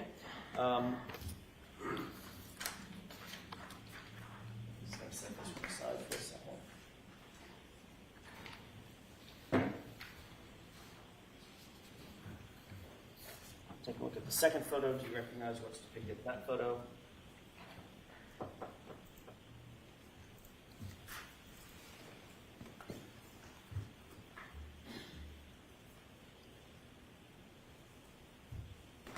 So I did not take this photo. It appears to be a photo of a container that another analyst took a photo of item 7-12. And item 7-12 once again included plastic pieces and 9 glass pieces, correct?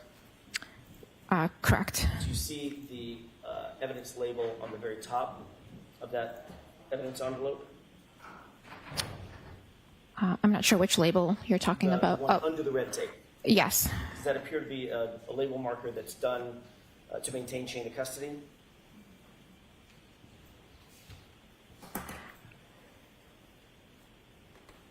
So I think that label.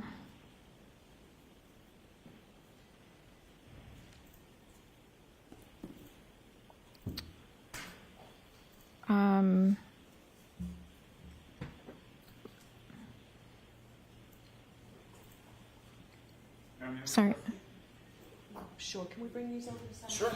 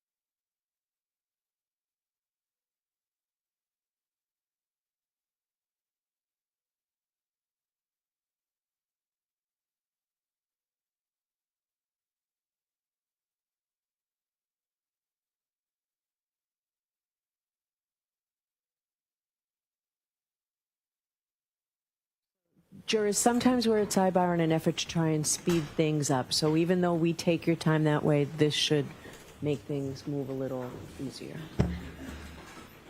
So you can cut that, come back. Thank you. Ms. Hanley, I was asking you previously, we'd already looked at what's been marked for identification as triple G. I was asking you about what has now been marked as triple H. If you'll just look at that, what I'm most interested in is, do you see a name, a trooper's name, in the middle of that evidence bag? Yes, I do. Is that Buchanan? It looks like it says that, yeah. Okay.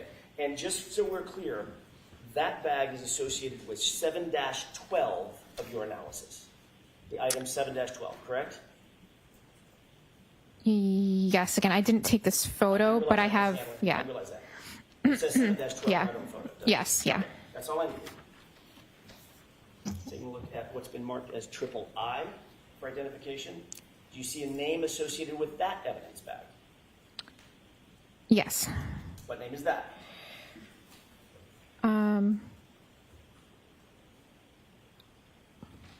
It's actually a little hard to read. It looks like it could say Trooper Proctor. Okay. And that is associated with 7-14, our fourth category, correct?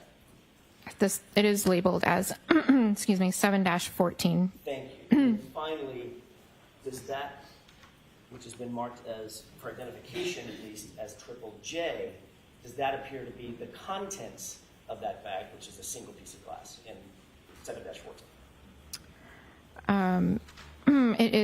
This appears to be the photo that the analyst prior to me took of item 7-14. And that would be analyst Valier. Correct. You see her initials there. Yes. Okay. Thank you. So the four categories, just so we're clear and we can stop using so many numbers because they can get confusing. 3-2 is the cup, right? Yes. 3-3 is the bumper glass, correct? That is correct. 7-12 is the Buchanan glass, correct? You just looked at it. Yes. Okay. 7-14 is the Proctor glass, the single piece, correct? Correct. So when I make reference to those items by those names, you'll know what I'm talking about. Yeah. Yes. Hesitant. No, I just, I'm just used to referring to them to the item numbers, but I will try to stay with you. My brain will melt if we continue that way.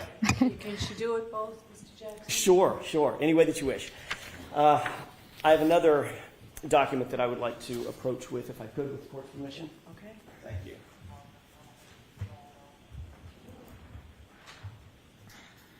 I'd like you to take a look at that. You've got a copy of this. Have you ever seen that before, or a variation of it?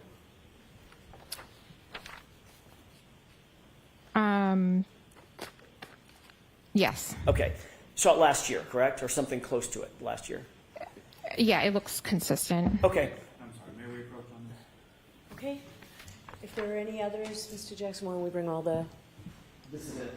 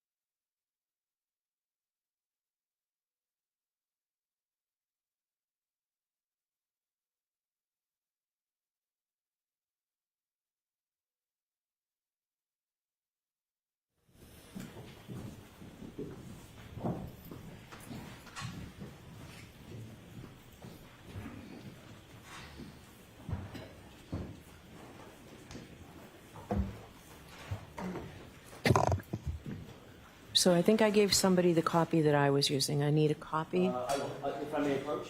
Yes. Thank you. All right, so let's mark this first for identification. Happy to.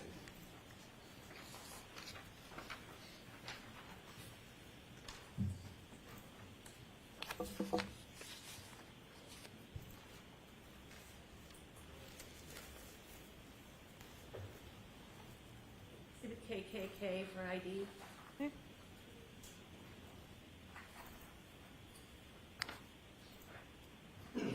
Ms. Hanley, if I could ask you very briefly, I want to go through this chalk with you for a moment. Do you recognize something on the left, looking at the first category? Do you see 3-2? Yes. How is that described? It's described as a cup. Okay, and you see that there's a photographic representation of the cup just above it, correct? It looks consistent with. Okay. Moving to the second category. What category is that? It's item 3-3. And 3-3, first of all, there's a photograph above it. Do you see that? Yes. It appears to be of a bumper, correct? Yes. You didn't take that picture. I did not. Okay, let's look down beneath it. You indicated that there were 5 items in 3-3, A, B, C, D, and E, correct? Correct. Do you see A, B, C, D, and E represented in that category on this chalk? I do see A, B, C, D, E categorized, yes. Great. Under A, you previously testified that the bumper glass sub A in 3-3 did not match the cup, correct? That's correct. Did not match anything in 7-12?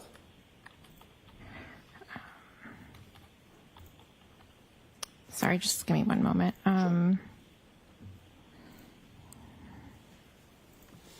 That's correct. And did not match anything in 7-14? That's correct. And you see those represented by sort of the international symbol for negative, correct? A circle with a line through it, correct? Yes. Okay. Under subcategory B, glass B, or item 3-3B, did not match the cup, did not match 7-12, did not match 7-14. That's correct. Is that accurately represented on the chalk? Yes. Finally, with regard to E as an echo in that same item, 3-3, you see that there is a green indication that glass recovered by Proctor does match, or did match in your analysis, or was consistent with the item in 7-14, correct? It was consistent microscopically and instrumentally. Does that accurately reflect that finding on this chalk? Yes. Okay, now turning to category 3. There were 9 pieces of glass that you looked at, correct? Correct. A through F, I, K, and L. Is that right? If I could just reference my report to make sure. Of course.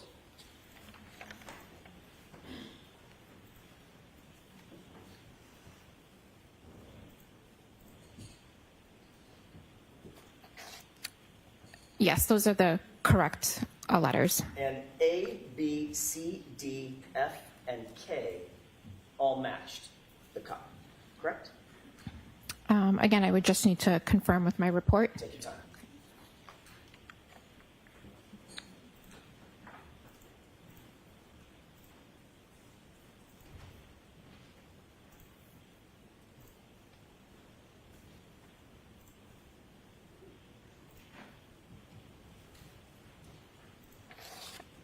Yes, so A, B, C, D, F, and K All matched the cup. had a physical match to 3-2, the cup. Is that accurately represented on this chart with green? Yes. And E is in echo, I is in India, and I think that's L is in Lima, did not match the cup, correct? That's correct. Okay, is that accurately represented on this chart? Yes. And finally, the last category, 7-14, that is the single piece of glass that was recovered by Trooper Proctor. That did not match the cup, and it did not match anything in 7-12, correct? check your notes. Feel free.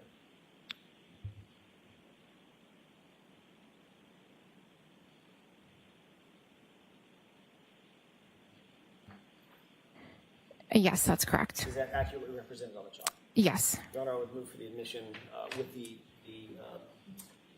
amendment that the court indicated at sidebar of triple K. Okay, I'm going to allow it in. 205. 205? Yeah. Your Honor, the court indicated that it would like to see us before anything's published to the jurors. Okay, come on over for a second. Actually, have those have those been done? It has been done, Okay. and I was going to explain at sidebar. All right, then come on over.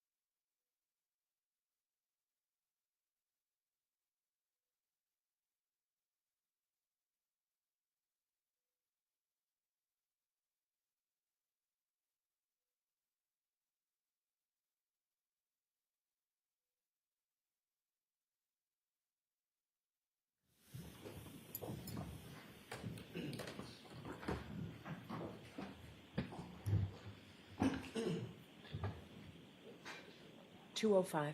Thank you. Request permission to publish. Yes. Ms. Hanley, you see the chalk that's been, or actually what's been marked as Exhibit 205 in evidence on the screen? Yes. Is that consistent with what you and I were just talking about at the witness stand? Yes. If you'll direct your attention to the screen on the right, just because it's a little easier and I think the laser pointer shows up a little better. Do you see the 4 categories represented in this exhibit? Yes. Okay.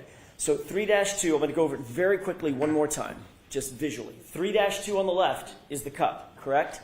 Yes. 3-3 represents the 5 pieces of glass of what we call the bumper glass, A, B, C, D, and E, correct? Yes.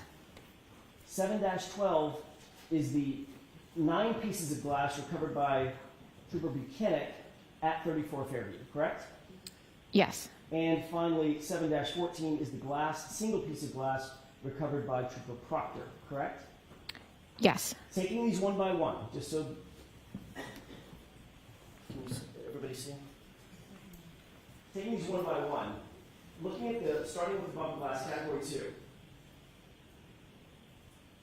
Piece A did not match the cup, anything in 712 or anything in 714, correct? That's correct. Piece B did not match the cup, did not match anything in 712, did not match anything in 714, correct? That's correct. And moving over to category 3, there were some matches in these 9 items, 6 of them, A, B, C, D, F, and K, correct? Yes. But what those matched, Ms. Hanley, were the cup, nothing on the bumper, correct? Correct. And what didn't match the cup were E, I, and L. Is that right? That's correct. Moving back to category 2, however, there was one thing, item E, that did match something in this series of categories. Isn't that right? not a physical match, but instrumentally there was consistency. All right. And this is an item, the only piece of bumper glass, the only piece of bumper glass to match anything else in your analysis. Matched what? Or was consistent with what? Item 3-3, piece E, was consistent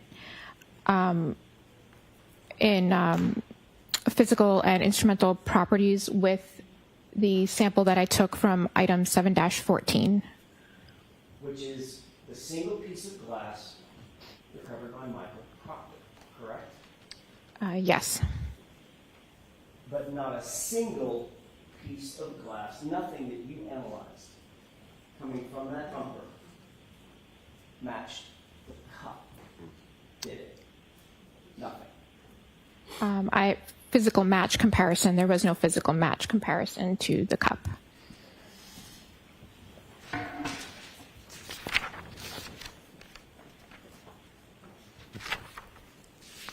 we done with this, Mr. Jackson? We can take this down, Your Honor.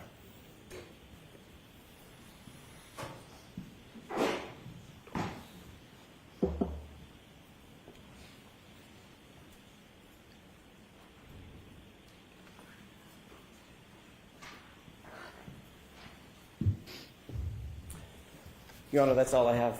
Okay. Thank you. Mr. Lally?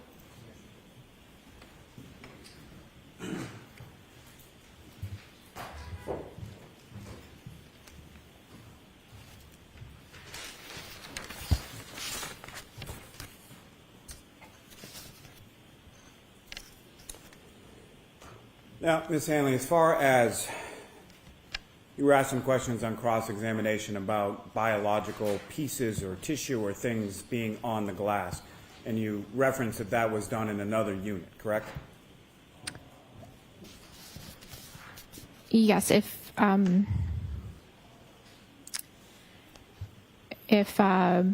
that type of examination was needed, that would be done in a different unit. Objection, Your Honor. I'm going to allow that, but next question. Which unit would that be conducted in? Objection. So the objection sustained. You need more, Mr. Lally, before you move on. Now, as far as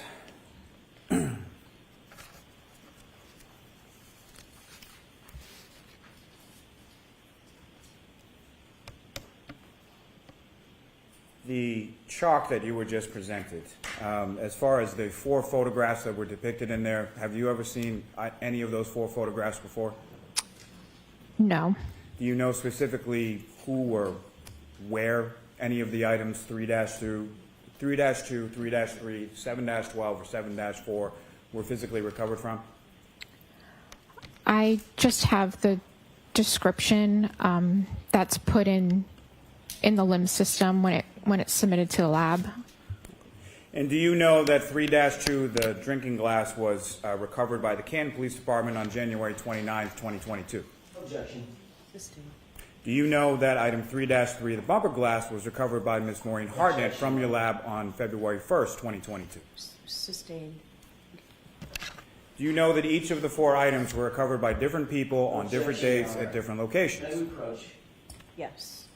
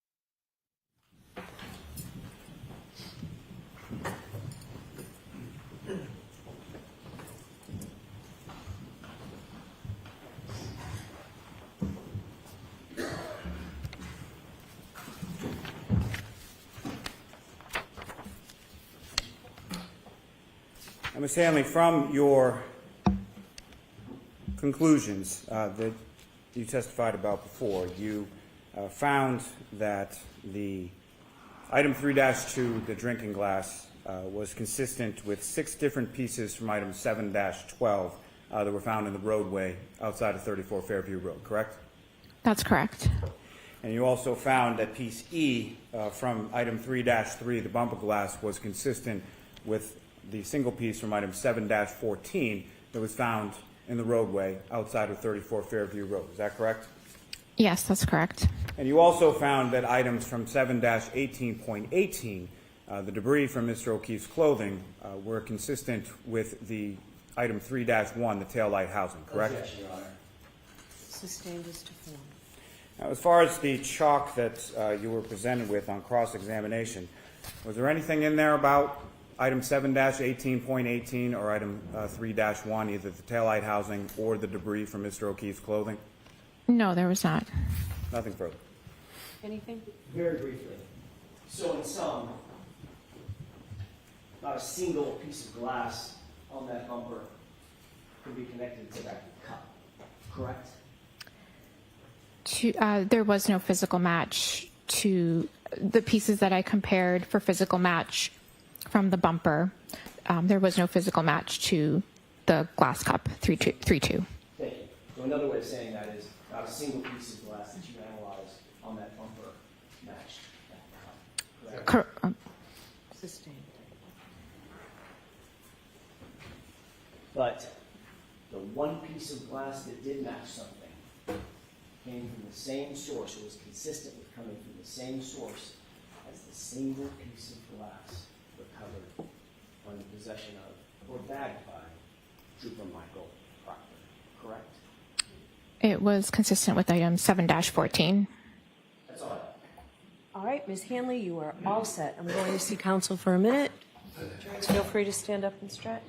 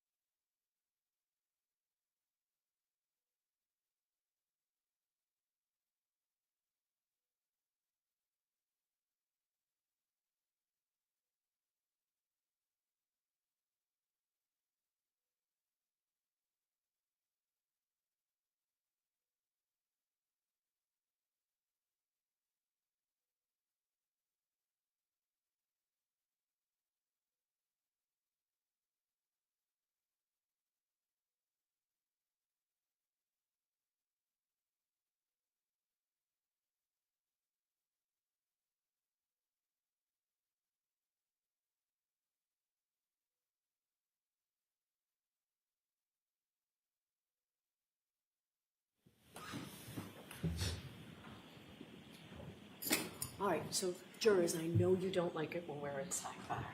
We don't like it when we're at sidebar, but I can tell you that after speaking to the lawyers now, we're ahead of schedule. And they've worked very hard to get us to this point where we're ahead of schedule so that tomorrow, instead of being a half a day, you have tomorrow off. So you have tomorrow and Friday, a good long weekend. It's very, very important. Do not discuss this case with anyone. Don't say a word about this case. Don't let anybody say anything to you about this case. Don't do any independent research or investigation into this case. If you happen to see, hear, or read anything about this case, please disregard it and let us know. I believe next week, except for Thursday, are full days every day. Watch your social media use this weekend as well. Have a great long weekend. We'll see you here Tuesday morning ready to go. Court, all rise for the jury.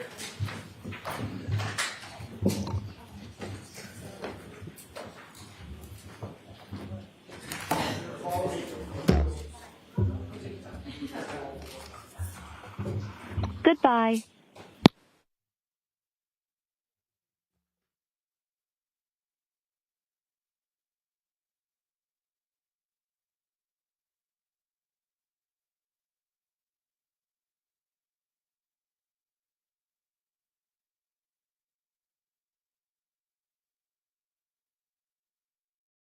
Hey there, Karen Reed trial watchers. So we know that you're true crime fans, but are you also in a business of some kind? Well, if so, I want to tell you about Odoo. They're sponsoring this live trial stream. So Odoo is an incredible all-in-one business management software that provides you with a range of applications. One of their best applications, the sales tool. The Kanban pipeline, game changer. Whether you're working with leads or full-blown opportunities, you can visually track every stage of your sales process. You just drag and drop to move deals forward, and it's fast and honestly kind of satisfying. When it's time to send a quote, it's literally a couple of clicks. The reporting, super clear. You get a live view of your pipeline, conversions, what's working, so you can focus on closing and not guessing. Right now, you can get a free 15-day trial of Odoo's all-in-one business solution and see how it can make your life a little bit easier. Just scan the QR code on screen or head over to odoo.com/LCLiveCRM.